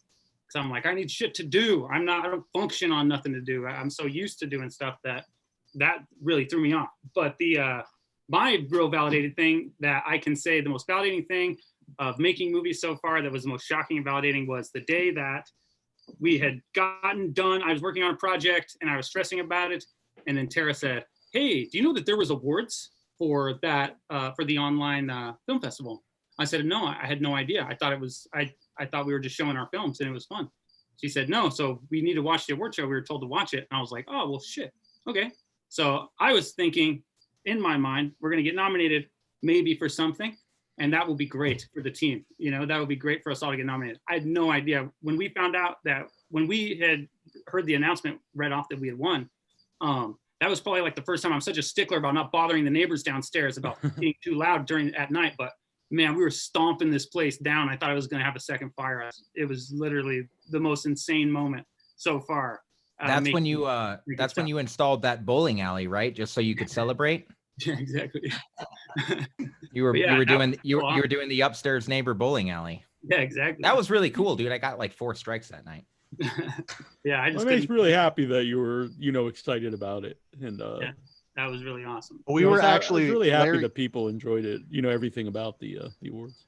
Larry and I were actually watching it simultaneously and like getting to the same point and like posting in Discord like, holy fuck, it's Bill Moseley and he's talking about our fucking movie.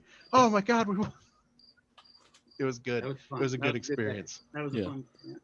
Yeah, and just so if people don't know, all the nominees were really the top 3 vote getters. So it wasn't like I picked 3, that I thought was the best. It was the people that were there watching them. So to me, that means more. That's amazing. People voted it really for is. I mean, we were just happy just to be on it. We were happy just to be there because, like I said, we're just a group of friends in sunny Phoenix, Arizona. You know what I mean? Like we're here to make weird stuff, put it out on the web, and if people like it, they like it. If they don't, whatever. Who cares? We're making stuff because we want to learn and we want to grow together as artists. And it's just been crazy, man. So yeah, being nominated for award period was awesome.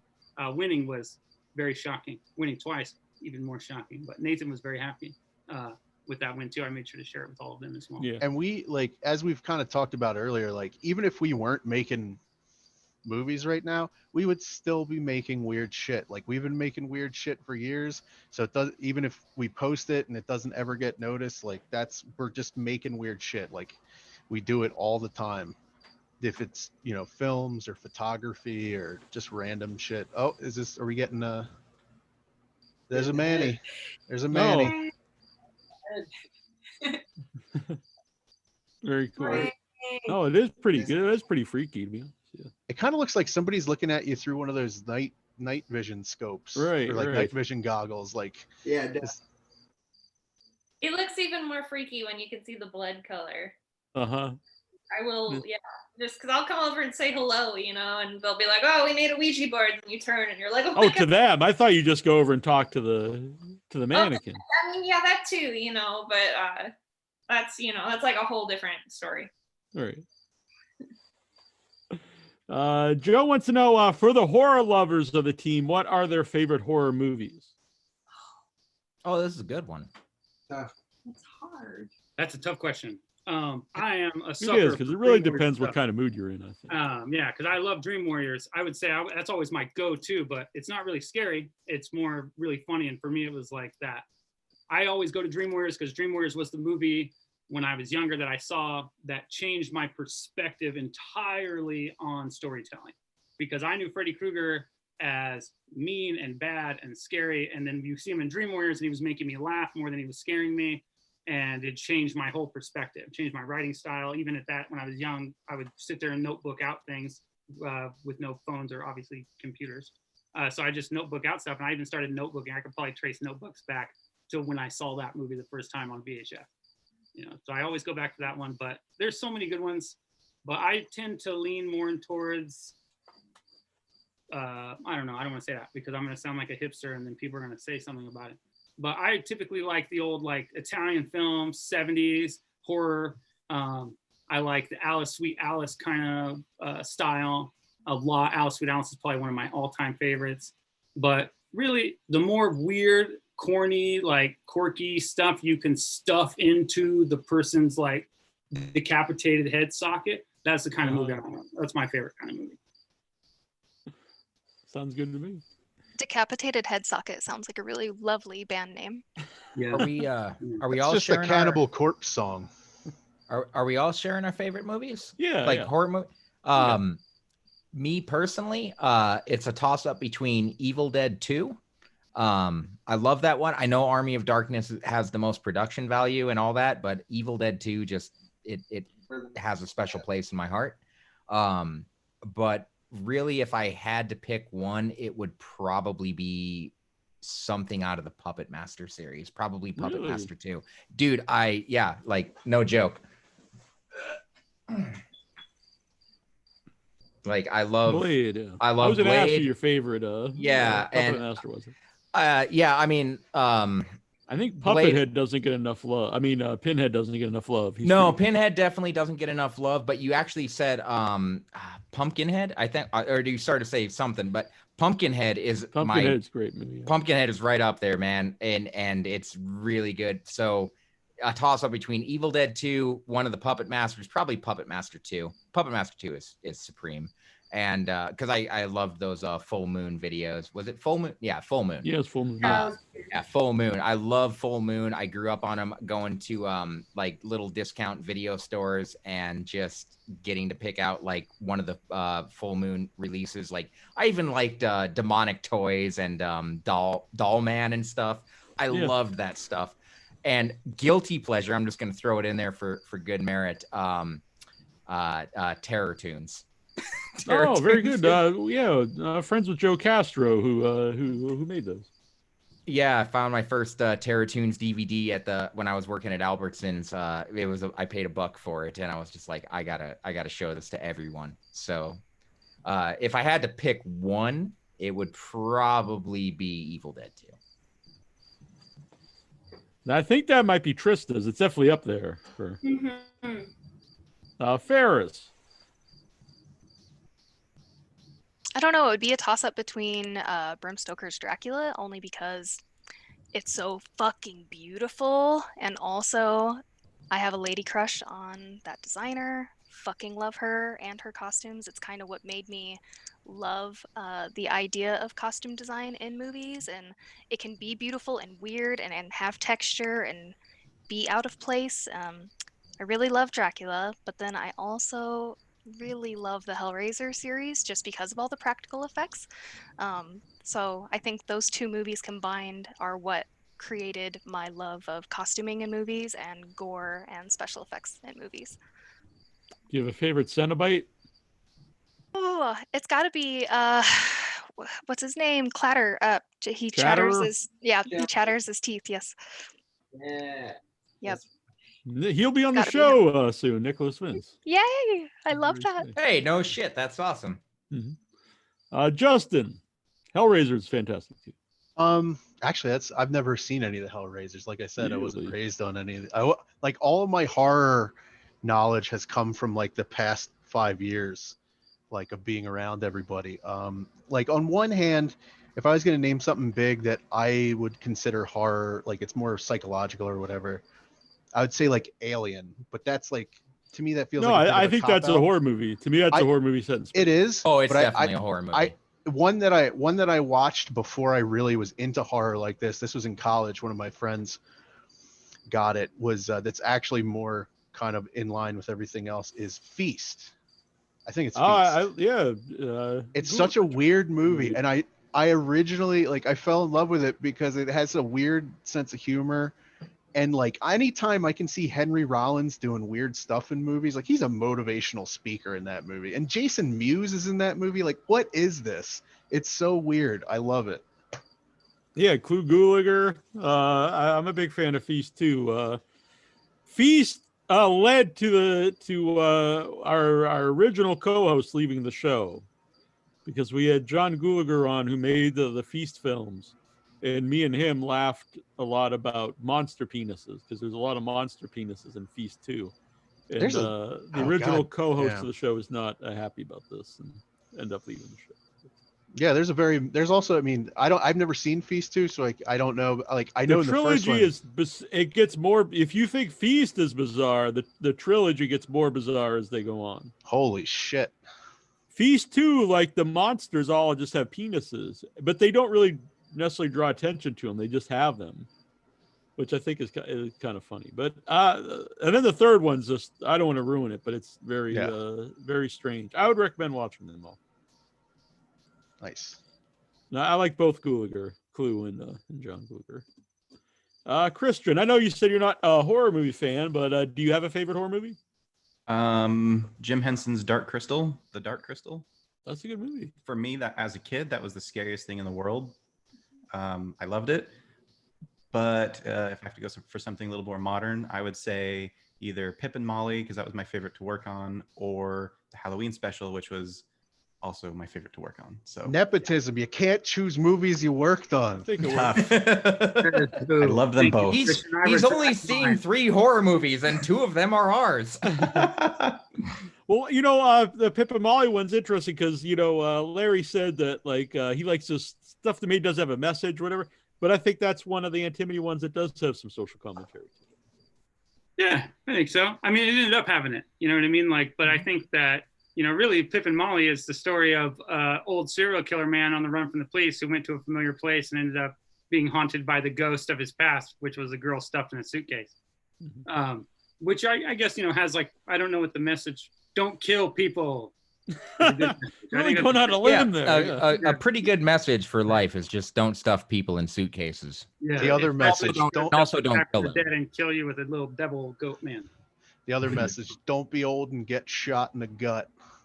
And another message was the thing that's funny about Pip and Molly is that was our coldest looking film, but I have some beautiful photos of like Manny and Tyra and everybody just hanging out on the couch because our AC went out and we were just dying inside the studio. It was like 100 degrees. We shot for 8 hours in a 100-degree studio with just people hiding in other rooms trying to get AC wherever they can, and it was just part of doing a movie every 2 weeks because a normal set would close and say, okay, we'll pick up next week when the AC is back on. But we don't get the opportunity to do that when you're doing it every 2 weeks. So there is no close that is, okay, everybody stand in the hallway while the AC is working in here, and then we'll just work in the studio until it's fixed. And then we'll just survive the heat of it, which is fun. But scariest movies, people's favorite scary movies. Manny. Let's see. I probably gonna. What's on your shirt, by the way? I can't. The band. I thought it was the Distillers. Dillinger Escape Plan. Okay, I don't know what that is. They broke up years ago. Okay. Like that. For movies though, I think it's gonna probably be a tie. I was thinking about this too. It's tough. I still can't even choose. I want to say maybe a tie between three-way tie between the first Evil Dead. I like the second one, but the first one's got a little bit more magic for me. And then I'm actually a guy who likes the first one better too, and I know that's the minority. I think most people like the second one better. It's sometimes controversial take. I think everyone's like, "Yeah, the second one's the best," but something about the first one just I don't know. I like it. Yeah, part of it is. Yeah, I saw it when I was a kid, and sometimes something if you saw as a kid at a certain time, that sticks with you. I need to chime in here. I know that I said the second Evil Dead. I completely agree with Manny. The first one really has that magic, and especially after reading Bruce Campbell's Chin book, and you learn all the behind the scenes. The first one really is the most magical because I've always compared Antimity to Bruce Campbell and Sam Raimi and how they went about making movies and how they made something out of nothing and that changed the world, in my opinion. It's very influential movie. And yeah, I do think the second one is when Bruce Campbell really becomes Bruce Campbell, and Sam Raimi became Sam Raimi. They just took everything that they learned and they made their magnum opus, so to speak. And yes, the first one should never go without merit. Oh yeah. And what did you say was a tie with something? Second one would be John Carpenter's The Thing, just because those effects in that man are still mind blowing. Mm-hmm. Love that. I agree. It's like it's such a great combination of. I would love it just for the effects alone. I would love it just for the performances alone and all the characters. But then you combine everything there, and I think it's like a perfect movie. All of these things are secondary to watching Kurt Russell and his beard do things. Yeah, it's pretty. I'm just saying. And the hat. The hat is yes. And Wilford Brimley, rest in peace. Yes. Oh yes, just very recently, Wilford Brimley. Yeah, I get to meet him at an event. Yeah, that's too bad though. Yeah, and Tyra. Go on, sorry. Oh, I was just gonna say, and never forget that awesome follow-up to The Thing with the sequel. Oh yeah. I can literally hear crickets. I actually don't mind the sequel. It's actually a prequel, but I don't think it's as good as it was terrible, and that was a joke. I'm sorry. Yeah, I actually don't think it is terrible, but I know again I'm in the minority. Tyra. I honestly can't choose, but I really enjoyed the Child's Play movies when I was a kid. So those. And all of the Chucky films following, I'm just like, they're great. I love them. Yeah. I love them. Several here that I know is on Trista's list. So yeah. I approve. Nice. So definitely those films, and then also OG Texas Chainsaw. It's one of mine. I just way it looks, and I like the screaming, just the screaming the whole film. Yeah, to me, that's the quintessential Scream Queen, Yes. Marilyn Burns. Yeah. Because Wait, you really Paul? believe she's being, she's gone, it's like a descent into madness, and at this point she is insane, and it's a great performance in the eyes too, not just the screen, but Yeah. So there's just something dirty about that movie. I think it's like you shouldn't be watching it. Larry turned me on to a very interesting fact about the original Texas Chainsaw Massacre, which is that it had an R rating, and it is one of the horror movies that has the least amount of actual blood in it. Yeah, Yeah, that's true. The original Halloween doesn't either. but the thing I love about And I think Texas it's the Video Nasty in the UK where it was, completely banned for many years until recently. Yeah, I'm glad you brought up Texas Chainsaw, Tyler. I love Texas Chainsaw. And Texas Chainsaw was one of those stories I would go back to when I was like having those down days, where you're like, oh, do I really pursuing making film? It seems even more with the internet a crazier and crazier thing to do. But every time I think that, I would look back at the story of the Texas Chainsaw and how it was made, and how most of the cast didn't even believe in the movie, and they just wanted to get paid their pennies up front because they knew it wasn't going to make money, and then it all of a sudden ended up being this huge thing. And only reason I have the information I got on that was just because I used to work at this place called Tech Shop with Amanda. It was an awesome job. But there was a guy that used to work there. I was helping him on this laser machine, and I had a Texas Chainsaw thing on my keys that I had hanging on my lanyard. And he's like, oh, why do you have that guy on there, not Leatherface? I was like, the Hitchhiker's my favorite. That guy's the weirdest one. It freaks me out. See, I personally like the cook. I like the cook the best. But I think that's what in the later ones is what they really missed the boat on, is they fixate on Leatherface. And I don't think he's necessarily a very interesting character by himself. You really need the whole family dynamic. We need more grandpa. The movie, so yeah, grandpa. Always more Grandpa. grandpa, dude. And I'm gonna kick myself in the ass later because I know I'll remember it. But the Vietnam vet who scratched his head with the chopped up. Yes, thank you. Who gave out your award? Man, the first time I saw that, I didn't even tune in for Texas Chainsaw Massacre 2. It was like 3 a.m, and I caught it midway, and I was just like, "What is this?" I was 8. And I was just like, this guy is eating his fucking skinhead off of his head he's heating up the coat hanger. What is this? That's what I use this for off air. Yeah. You just take the lighter and yeah, Texas Chainsaw is so good. Like, even like when it comes down to that do-it-yourself attitude that he had when it was I don't know how to make music, so I just went to the flea market and bought used broken instruments, and I was like, I'm gonna play it so hard that the strings break, and that's the instrument, that's the soundtrack of the film, and just all this cool stuff. And it just really shows you that if you as an independent, even back then when you had to pay for film, you can make something. You just have to have an idea, a group of willing people, and just be daring enough to just do it in the face of everyone telling you can't, because they will. I've been pursuing this dream for 10 years. Trust me, the only consistent thing is all the people telling me it's impossible. Everything else is just what you can do, and the time you're willing to put in, and the sacrifices you're willing to make, because it's all about time. It's just about time. Yeah. And a cheap plug for us, you can go to our archives, and we just recently had John Dugan on, who played Grandpa. Yeah. Danielle. I'm sorry. No. I was just gonna say, yeah, he's been on a few, and I've watched those, and he's charming. I love that guy. It's great. Yeah, he's one of my favorite people, and I was happy Trista got to meet him virtually. Yeah, me too. Danielle. Hi. Hello. Honestly, your favorite horror movie? I wasn't just talking to you. Nepotism aside, I think Cloud is my favorite. I don't even care. It has all my favorite shit. Like, there's like slimy rainbow bead walls and like disco, like, it's amazing.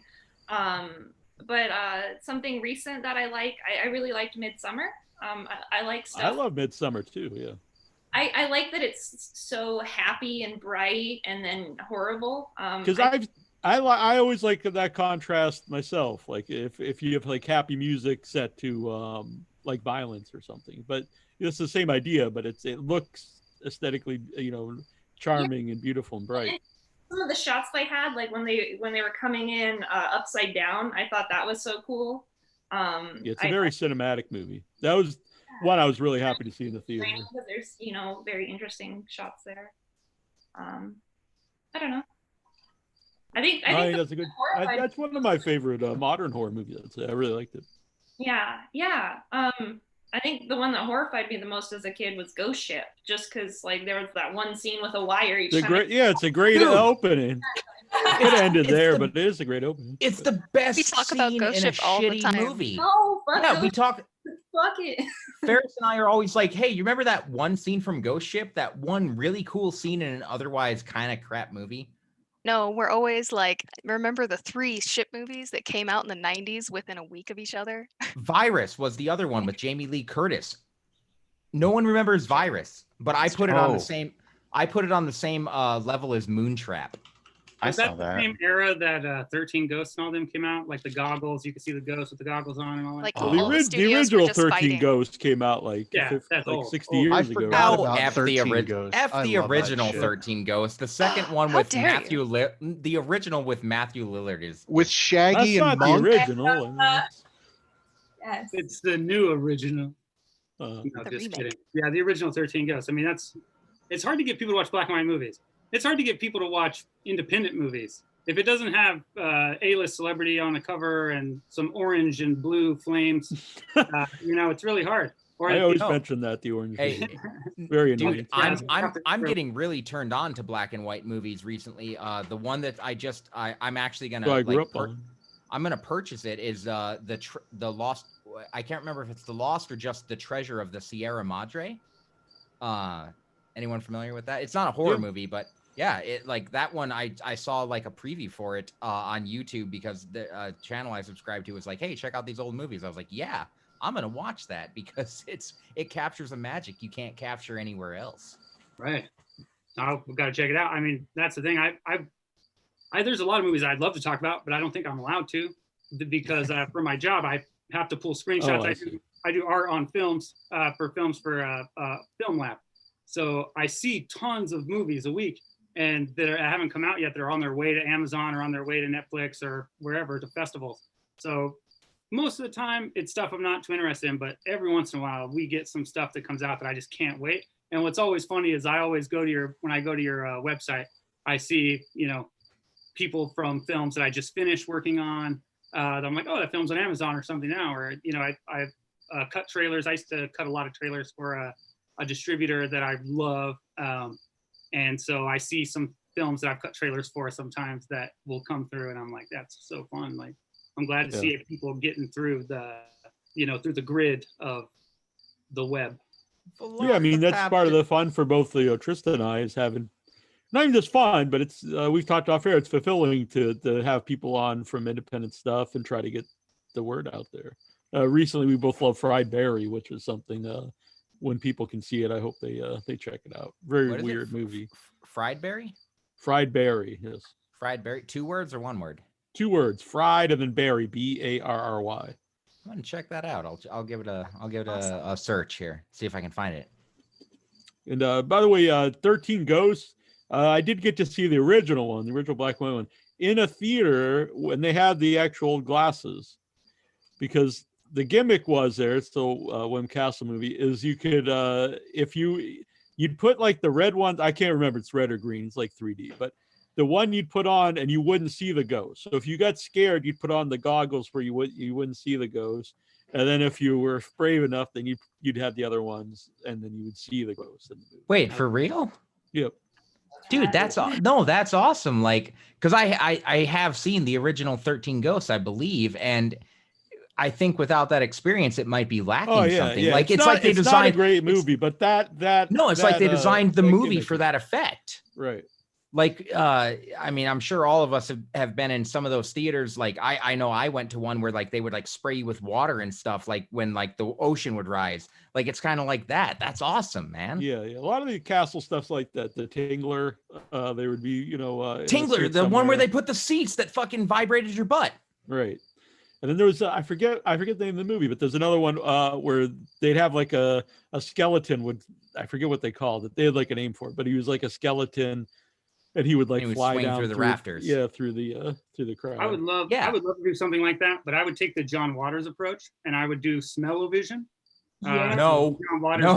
did a card with the smell-o-vision. Like, oh, this one smells like roses, and this one smells like a baby fart, and this Someone one smells recently like did that. We showed it. We didn't do it. We didn't show it in smell-o-vision, but we showed it on the right. I think smell-o-vision Spirit would be- Animal. Spirit Animal, See, and I all of think these- you could buy it on VHS, and they have it's a scratch and sniff card. At different scenes, it tells you, scratch number 1 or whatever. And all of this sounds like a way better idea than paying $35 to see Avatar in 3D. Yeah. I would rather. I don't know. I'd rather do sentences on the board than watch Avatar in 3D. I think. Oh no, dude! Avatar is I'm sorry. I'm not. Stream banned. Oh shit! AMC's knocking at my door. Hold on. This is the second time you've done this joke, Jeffrey. Hey, the rule of threes, man. I have a background in I- comedy. Leave me alone. It's the first time I got to see the joke. Oh, everyone looks so beautiful. I'm just so excited. I feel so bad. I'm just staring at everybody. I'm like, oh my gosh, look at all of you guys together in one place. I miss you all so much. It drives me insane. Well, it's Hey, nice we're to gonna- see everyone smiling here. Yeah. Hey, we're gonna get out of this. Everything's gonna be okay. Everyone's gonna keep making horror movies. Everyone's gonna keep making podcasts, and we're gonna fucking continue on because that's what we do. We're human beings. We're creatives, and this is what we do. Everything's gonna be fine. I can't wait for everyone to see the stuff we're working on right They're now. demanding here in the chat room that Tara gives us her favorite. Absolutely. Yeah. Actually talk and stop being creepy in the background. Well, she can do both. They don't have to be mutually exclusive. Mike's muted.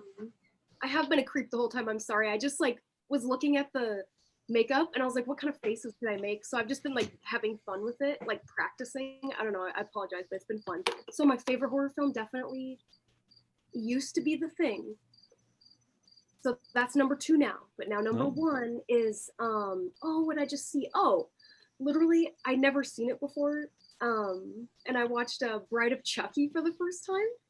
Oh yeah. Literally, I was like, look at her room. Oh wow, I want to. I think it's the best sequel. So I don't know. I really like. Some people don't like it because it's overtly comedic, but I think it's the best of the sequels. I still think the first one's probably the best movie. But Brad Dourif is so good. You can't go wrong with a good Brad Dourif. Trista, what is your favorite horror movie? My favorite horror movie? Yeah. Oh, maybe it'd be a toss-up between Tom Holland's Child's Play and Evil Dead 2. Yeah, I know Suspiria's in there at some point. Yeah, I mean, if you ask me tomorrow, I'd say something different. Rosemary's Baby's up there too. I have a lot of favorite horror movies. Yeah, it is hard to narrow it down because, like I said, it really depends what mood you're in. Because you might want to watch a comedy horror movie, but then you might want to watch a serious horror movie. So. Yeah, because it's when you said Suspiria, do you mean the original Suspiria or the remake? Yes, because they're both Suspiria. they're both great in their own regards. Yeah. I have a hard time watching remakes. Yeah, I've tried to convince her though. I think she should watch the remake of Suspiria. I don't like a lot of remakes excellent. either, but I do think it's good. It's very good. Very good. Yeah. I adore the color in the original Suspiria. That It's a much different it looks movie, like your which I think background, is Justin. smart, though, because you can't just redo the same movie. Yeah. And Tilda on the topic, go ahead. I was just gonna say from what I've seen of it, Tilda Swinton is amazing. Is it Tilda Swinton? Yeah, it's Tilda Swinton. The remake, Tilda where Swinton she's just plays an the male German guy. I think she Yep, played an old three an old characters German in it. man. Yeah. Yeah, I she's love her the so much. she's the exposition or Joe juxtaposition. says I like the Suspiria remake cut because it's so different. Yeah, I agree with that. It's much different. Yeah. But I'm also someone who tends not to like a lot of remakes. Yeah, I'm not a big remake guy. I mean, it just depends though too because we all mentioned The Thing, and that Yeah, the technically thing is is a remake. the thing. Yeah, the thing is a remake. Yeah, there's some stuff I think the problem is when things get remade too soon. It's like I agree with that because that was 40 years later or something. You know, when they- Because you look at that now, it's imagine if it was back in the day and people were remaking Shakespeare while Shakespeare's still jigging stuff up and putting together shows, and all of a sudden they got Shakespeare, Romeo and Juliet being remade down the road. no one's gonna watch it. But they remake Shakespeare all day now. He ain't writing anything new. So, you know, it's normal and it's something acceptable and people enjoy it. Just like I feel like if you give the film enough time to marinate and introduce it to a new audience in a way that they're willing to digest it, then there's nothing wrong with that. But when you're remaking a new film every 3 years, you're rebooting the franchise, then just call it a sequel and don't call it anything else. Just call it what it is. Because then you get so many origin stories of the same characters. Even not a horror movie, but like Spider-Man, there's like 10 origin stories in the last 20 years. And the animated series and all that. But like, look at this as an example though, because we brought up 13 Ghosts, and think about this, House on Haunted Hill. Both of the originals were Vincent Price. I don't remember who directed each film, but they are essentially Vincent Price films, 13 Ghosts and House on Haunted Hill. House on Haunted Hill, the remake, my personal preference, the remake is actually better. Neal? You disagree? Yeah, that's a tough sell. No. But think about it. Like, maybe the story in the original was better, but the visuals in the remake were significantly better. Like, that movie is genuinely terrifying with all the skeletons. And it was one of the first movies to do that weird shaky cam thing with the actual like real life actors. It was visually I'm not a fan disturbing. of the shaky cam, but no. I don't mean like shaky action cam. I mean, it's like where like what Larry's doing on camera there, where they were shaking out of frame. I understand. Yeah. And so I don't have a problem with remakes. I mean, I'm not saying you're wrong or right. It's just they're not my. I'm sorry. I'm saying you're wrong. It's like everyone's entitled to their personal opinion or something. Oh yeah, nobody's attacking you. Yeah, no. I don't want you to feel bad. We value your opinion very much. Don't misunderstand. Oh no, my insecurity has bled through the microphone. Oh no, I was just gonna say, don't misunderstand Jeff. While everyone else might not be doing that, I am attacking you, and I don't value your personal opinion. I liked the remake, too, buddy. I thought that effect was actually really impressive for the time of the movie when it came out. But what's offensive is when they still use that same fucking effect for movies like It. You know, there's no reason that you need to be using that effect in this one of the most overused things. Yes, like, please, can we move on? It's been done. Wonderful, great for that team. Yeah. Let's come up with something new. You know, like, I don't like the constant reuse of shit. Yeah, in non-horror movies like Matrix fighting, I think. Yeah, like, exactly. That's what I was going to say. It's become like the horror equivalent of bullet time. Right. Like, yeah, but that's also, but I think the worst equivalent of film, like the best way to ruin a horror movie for me, and it's happened where I've seen a film from beginning to end and was shocked like how good it was. And I'm like, wow, this wasn't what I was expecting off the key art. You know, the key art told me this is overproduced key art. This movie didn't have a lot to work with. This isn't going to be great. But I give it a chance and I get shocked and it's really good. But the one thing you can throw in a movie that will just make me never watch it again and throw it out and throw my recommend out is if you do the scary ghost face at the end, scream after everything's better. It's like, are you kidding me?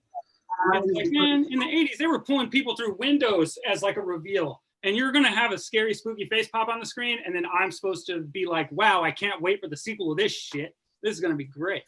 It's horror's equivalent. It's horror's equivalent to fade to black gunshot. Yeah. It's fine. Black. It's over. The movie's done. Everyone's scared in the theater. And a lot of times it has nothing to do with the movie. It's just thrown in there just because, like, I think they think it's supposed to be there. Yeah, it's just dip out. Like, it's like some producer is sitting there. It's gone all the way down the line. The guy hasn't done his job in 8 months. He gets the picture at the end of the line, and he goes, "Oh, the ending's not scary enough. Throw in a spooky face at the end." And then someone goes, "I don't think that's a good idea. People don't respond well to that." And he says, "Well, I'm sitting in this chair, and you're not." And then they make the choice, and then people like me go, "This sucks." But then millions of others go, "Wow, that was the scariest movie I've ever seen." Yeah. And then I go, maybe I'm just disconnected with the audience. And they say that's how the end of Friday the 13th came about, because Carrie came out and that was such a big hit. And you have the shocking scene at the end, which, you know, wasn't overdone at the time. It was new. Right. And then, like, we need that ending in this. And so they had Jason jumping out of the water at the end. Right. Yeah. And actually, in the first Friday the 13th, that jump scare at the end is the part of the movie that actually got me. Like, I didn't expect it. I'm one of the rare people that I didn't see Friday the 13th. So I was about like 27 years old. That was the first time Actually, Larry, the first time that I saw Friday the 13th was at your place when you put it on the projector. Yeah, I remember. That's why we put it on. It's because Yes, I had never seen Friday the 13th. How old was I? 25? Up there, 26, 27, yeah. between there. Yeah. So quite a while ago, I wasn't allowed to watch a lot of horror movies as a kid, but I snuck them in. But yeah, like I was genuinely surprised when that thing, whatever that thing was, because that thing is not Jason Voorhees in the sequels, came out of the water, and it legitimately, and then it turned out to be a nightmare sequence. Yeah. Yeah. If I'm not mistaken. Yeah. Yeah. But he still came back. It was a premonition.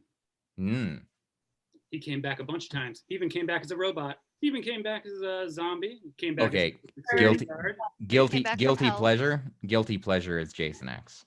Hey, Jason X has the scene coming up on the show. Todd Farmer, the writer of Jason X. Dude, can I love the scene, the two scenes that stand out for me in Jason X that I love and forgive the movie for anything else for is the one. face scene is amazing. Yeah, I like when they have the projector. They're like, "This is from his mind," and it's like the lady's all, "Hey, want to do drugs and have unprotected sex?" And then he kills them. It's like that's hilarious.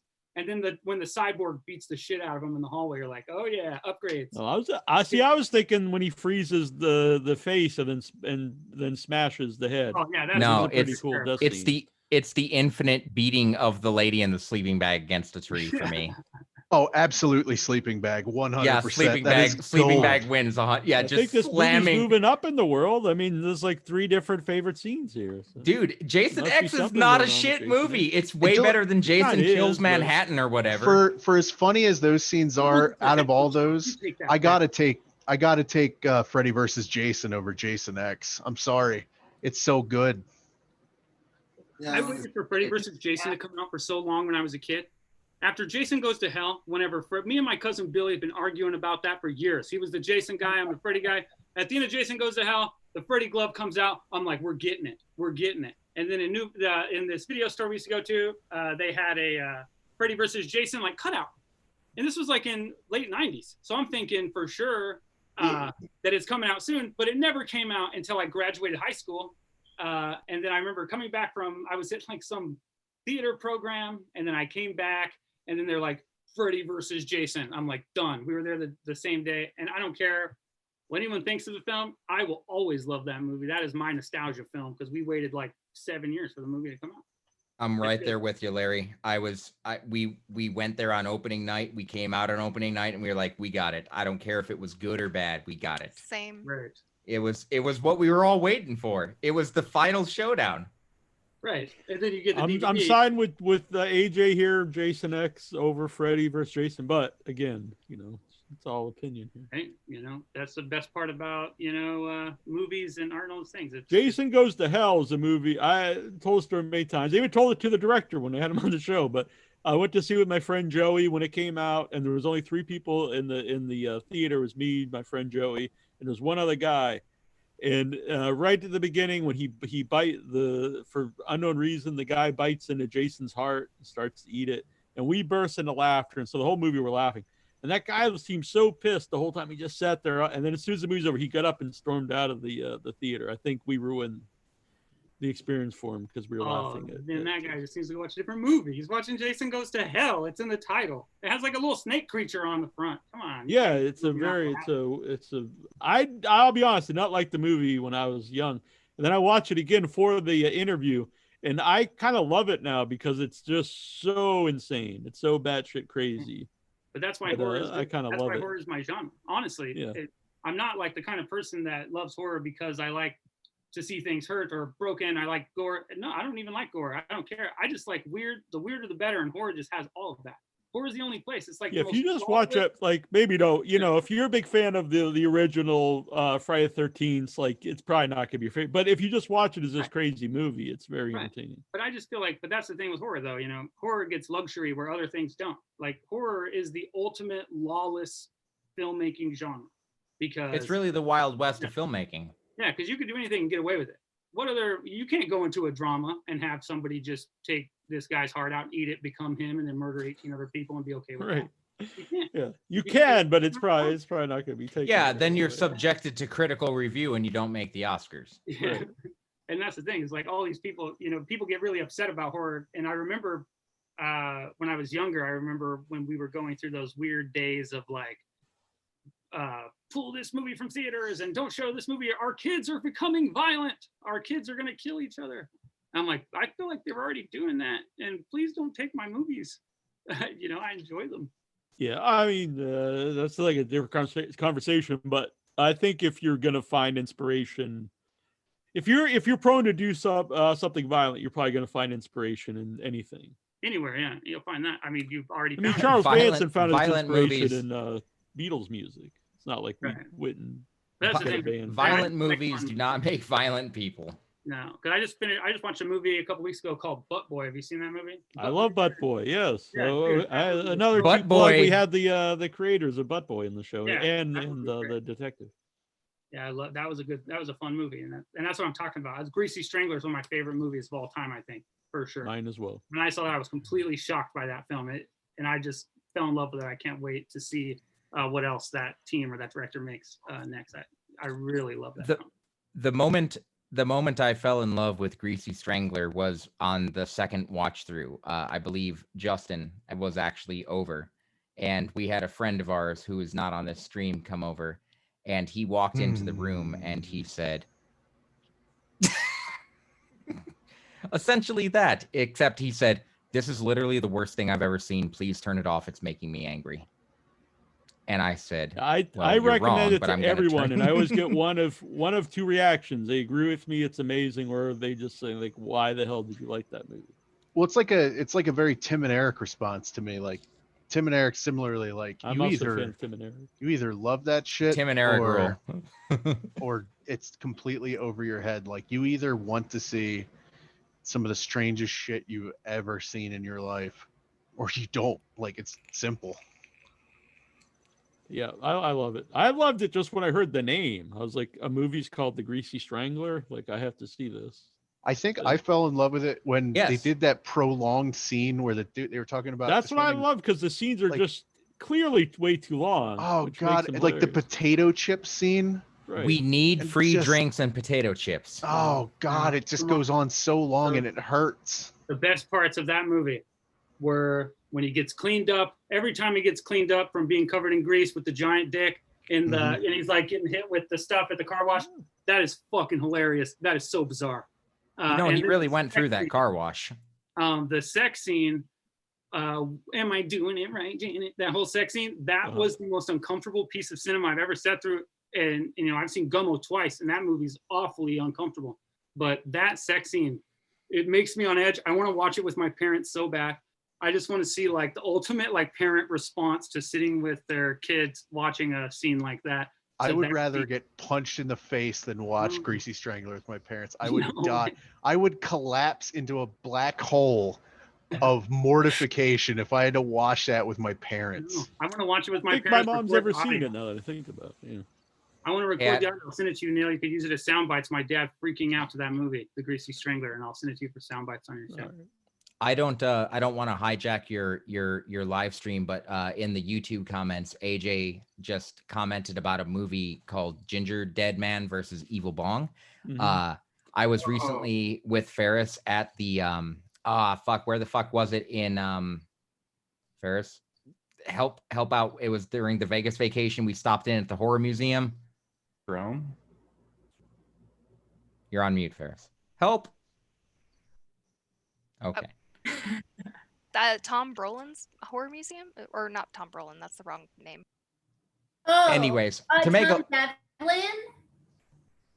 yeah, Your the one that music honey. Is it Tom Devlin? yeah, Tom He's a Devlin. friend of Horror mine. He museum. actually Yes. does the Puppet Master. Yeah, that's really why I wanted to go, was because I'm a huge fan of the Puppet Master series, and so I went, and just seeing the gingerbread versus Evil Bong, I just have to comment on that because they had some of the props there, and it was absolutely fucking amazing. Yeah, Like, that was a really just great place. seeing the scale of some of those things, like you don't realize how big the puppets and the little props actually are, and they look so small on film, but they're kind of huge in real life. So yeah, man, that was awesome. I pick Evil Bong. Huh? Oh, and we're taking bets on who's gonna win here. I've seen both movies. I'm Ginger Dead Man's pretty badass. So both of those are full moon releases, right? Right, yeah. But they're more recent releases, and I don't think I've actually seen. I think I did watch Evil Bong. I might have been hitting the bong when I watched it. Yeah. Gary Busey's the voice of Ginger Dead Man. No shit, Gary Busey. Yeah. Yes. He has a weird Animal Court show now.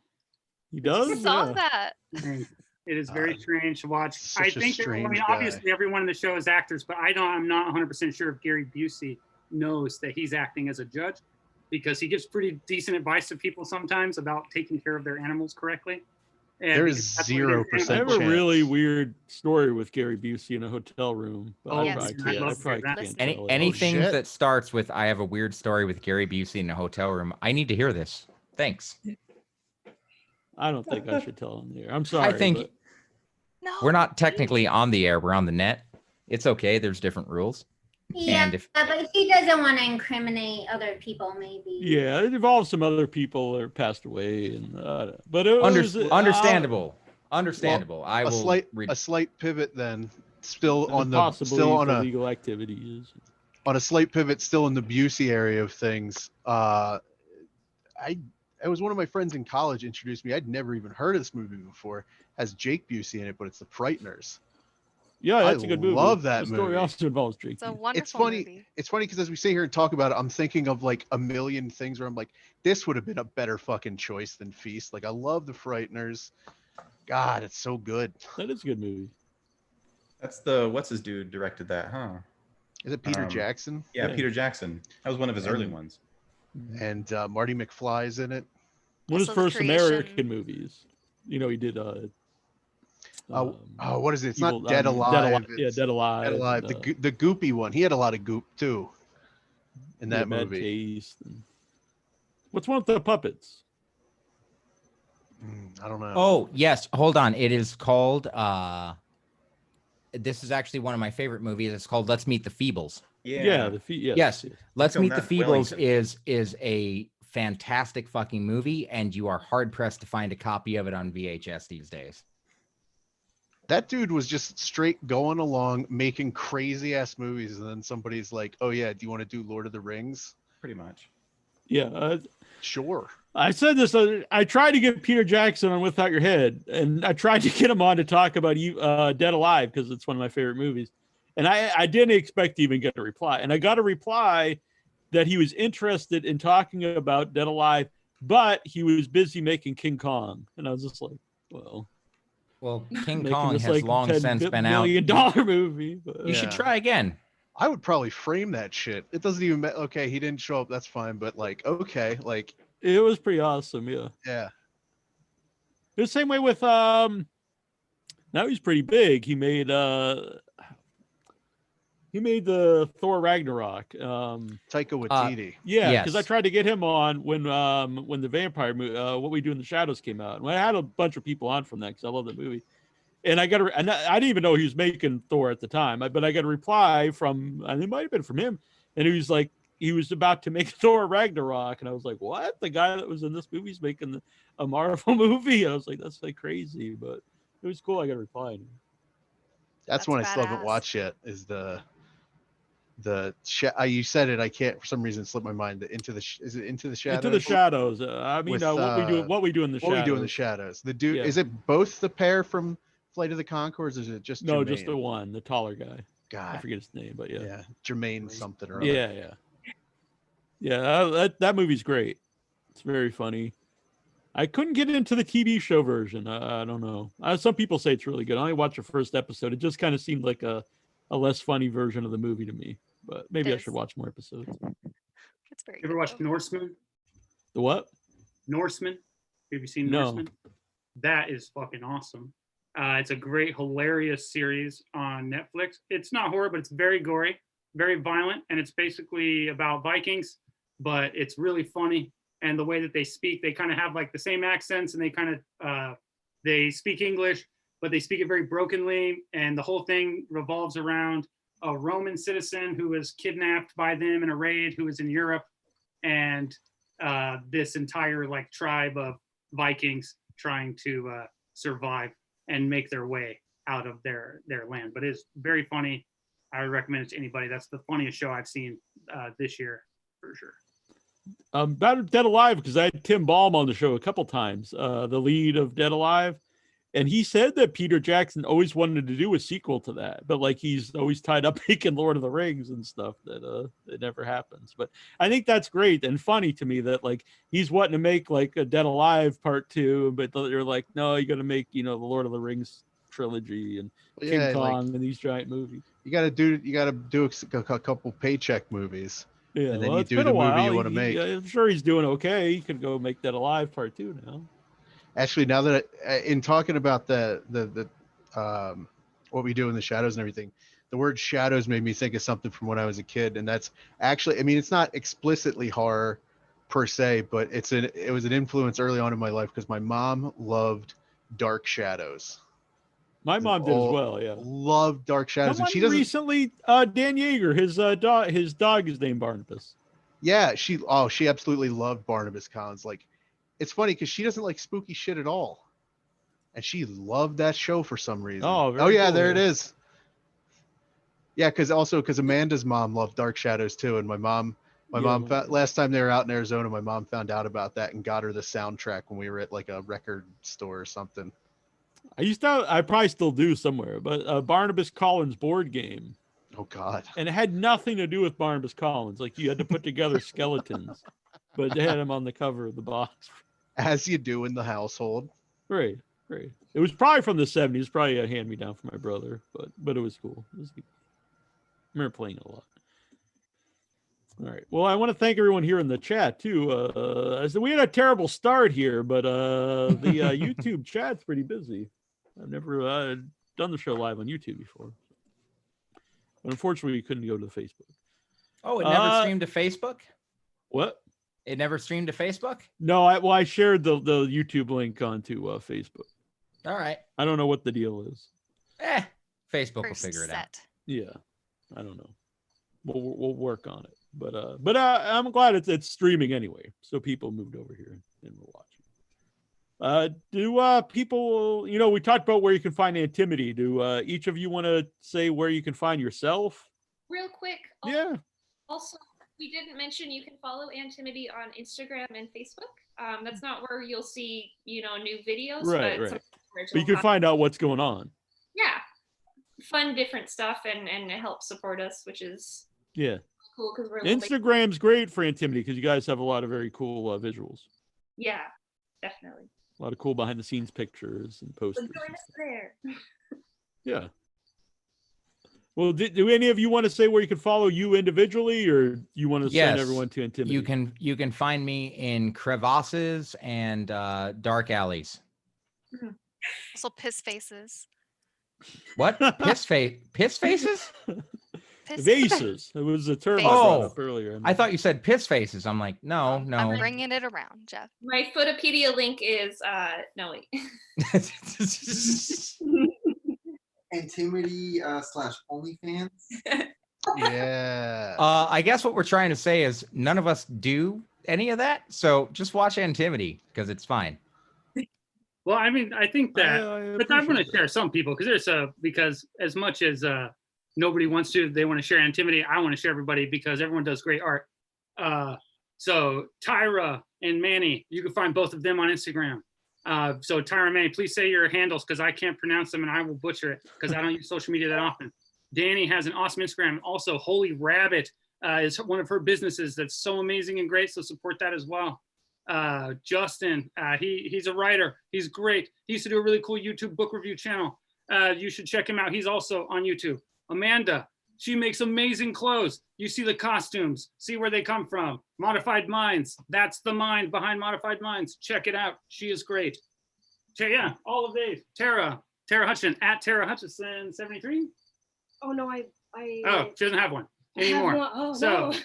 Don't. But yeah, please everyone say your Instagrams. Don't be humble. Antimity's great. you. But we're only great because of all of the people in it. But yeah, me and Jeff. I really appreciate that, Larry. That's nice of you to put everyone over here. Yeah, I mean, if you want to, let's see, I have I have a I personal like that one. no one wants to say their own site. I'll do it. Larry's It's like fine. telling everybody else's. It's fine. You need to hire Larry as like your spokesman or something. Well, here's one thing about our group Hire dynamic each that of you to run each of the others' social media, but don't run your own. Here's something about our group dynamic that makes us work, I think, very effectively. Is individually for each person, generally speaking, we all think we're dumpster fires. Like we all think ourselves are dumpster fires, and everybody else in the group is like, no, fuck you, you're amazing. Like we all do that pretty much. So we're all reticent to do anything related to self-promotion. Unfortunately, though, you have to do that. Yeah, we'll keep you here all night, guys. Okay, so I'll start. I'll start then. So not that I've been able to do it much recently, but when we are on set, I oftentimes basically take all the behind the scenes photos or most of them, or if we had more free time, I also like taking weird studio photos. So I have a Instagram called JEC_photos.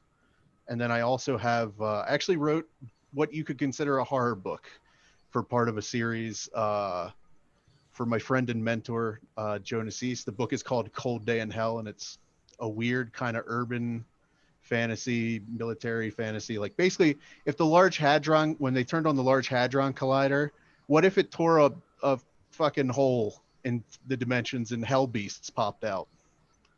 So I got to write the second book in that series. So you can find that on Amazon. Just search for Cold Day in Hell or Justin Care, which is my last name is Care. So you'll find that. You still do the book reviews that he mentioned? No, because they got in the way of writing, and like that's it is like very time consuming. Yeah, so like they were originally for me to just keep a toe in the book world, but when they started interfering with writing, and that was before I found out I loved photography as well. So if I gotta draw some lines somewhere, first it's writing and then it's photography, because I love taking weird photos, absolutely ridiculous weird photos. I love it. I was going to bring up, but if you don't want to do it, but for anybody out there who's watching, like we get sent a lot of horror books, and I just don't have like you can watch an hour and a half movie, but it's very time consuming to read like a whole novel for an interview. Yeah. But if someone out there would like to do that, you would get cool books in advance as long as review them. You can, if you go searching around, just start typing in if you're on YouTube and you type in BookTube, which is like the sub community of book reviewers on there, you'll find a bunch of small creators that would jump at that chance. They would absolutely jump at that chance. Cool. It would be cool if it was someone like in our community would be. But I understand what you're saying. Yeah. I want to promote you for a second, Justin. If you guys want to watch the archive of Justin's book review videos, look up Fevered Ego on YouTube. I before I started working with Justin, I was subscribed to his channel, and it's fantastic. Nope, Fevered Ego on YouTube. It's really good stuff. Nope, it's good stuff. He's got a great background, and he's got a great voice, and he recommends some good books, several of which I have read. Fevered Ego on YouTube for Justin. You have to ask Manny about his band. Yeah. Yeah. I got some music. It's a long way from home music on Instagram, and then just there's links in there. You can listen to it if you want. And I mean, I've got like another page, but that's just like my personal page. So that's whatever. But yeah, music. I do that also. That's what that is. Yeah. I just like the hey, I got music. That's humble musicians for you. Hey, I got music. Maybe check it out. You probably won't like it. Music.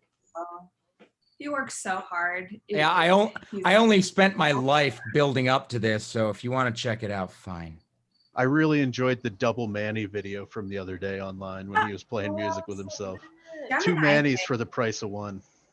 I love it. Check this out. Definitely check him out. I'm also on Instagram. I should probably make another account, but I'm just doing one account right now. I'm at Tyrant, but it's ty.ra.nt. Tyrant. So, yes. And Tyra is amazing and does all kinds of modeling and makeup and badassery. So check out the pages. My Instagram is at Danny the Phoenix. It's mostly modeling and dumb things, but a lot of angry ranting about politics on my story and just whatever I'm doing that day. The name for my studio that's next door to Antimity is at Holy Rabbit Studio. And that's just like I would have art parties and like festival photo shoots, but we're not doing any of that during COVID, so I don't really think you should follow it right now. We're not doing shit. Yeah, well, you can follow it eventually, so follow it now. It's fun. It's the rainbow and sunshine to the Antimity blood and gore. Some of the You scenes. have really cool lighting right at this moment, by the way. Thanks. I tried. I think I've, after 6 months of quarantine, I finally figured it out. But the thing that a good example of to put a visual to what Danny was saying, how she's the sunshine and rainbows to Antimity's blood and gore, is on a normal like shoot weekend, if she's having a photo shoot and we're shooting like when we were doing Cloud, you could actually see at the end of the day, there was 2 trails going out of the people exiting the building. They all go the same way. Out of Holy Rabbit, there was like boa feathers and glitter trailing out. Out of ours, there was like duct tape with hair on it and blood spots and just the grossest stuff. And I was like, this is excellent. This is a great example of how this place works here. Those were the best weekends of my life because it was just like Antimity. You walk in, you open the door, and it's just like pure blood and just horror everywhere. Like everyone I know is just like covered in blood and just like, And then on the other side, there's all these happy rave girls like throwing. Well, like specifically that weekend, they were trying to get set up, and we shot the opening scenes of Cloud on your porch. Like outside, and they're trying to get like set up with all the rave clothes to take photos, and we're like, let's drag the blood out here and lay on the floor, actors, and we're gonna make it look like you're fucking dead. And in all the videos, it was in all their Instagram stories, they were like, there's a horror film, like what is it's just fun to mix the worlds, I guess. Yeah, that's me. Very good. Amanda, did we get Ferris? Where can people follow you? So I'm working on a website right now. We're redoing it completely, but you can go find Modified Minds on Facebook or on Instagram. It's a lot of alternative clothing if you're into that. I kind of shifted to making masks for COVID, so that's what a lot of the recent posts. And I just recently had a hand surgery, so I haven't done anything as of lately, but I'm all healed up now, and I'm ready to start making some more stuff. So soon I'll have some fresh posts up. And Amanda is amazing, and she can make things like 100% custom and beautiful and super cool. So hit her up. And Christian. I don't have anything, but I just looked. You can find me at antimity_ just fine. Right. Fair enough. Nice job. Yeah. Yep. Your $20 are in the mail, Christian. My plug. Yeah, there you go. Well, it's been a great time to talk to everybody. Hey, yeah, thank you so much for having me. Seriously. Thanks. This was awesome. I'm a big fan of Antimity. What were you going to say? I'm sorry. Oh, I was going to say Neal, and also I wanted to make sure to say I'm sorry I showed up so disheveled because I was running so behind. But thank you so much for having indie artists on, and thank you for supporting the indie community, because we're a big community. And the thing is, with technology, we get bigger, and everyone above us is complaining about that, and we're not. I want everyone to make movies. If you want to make movies, make a movie. I want to see your movie so bad, because that there's some gems just sitting in someone's basement right now, just wishing they could do it.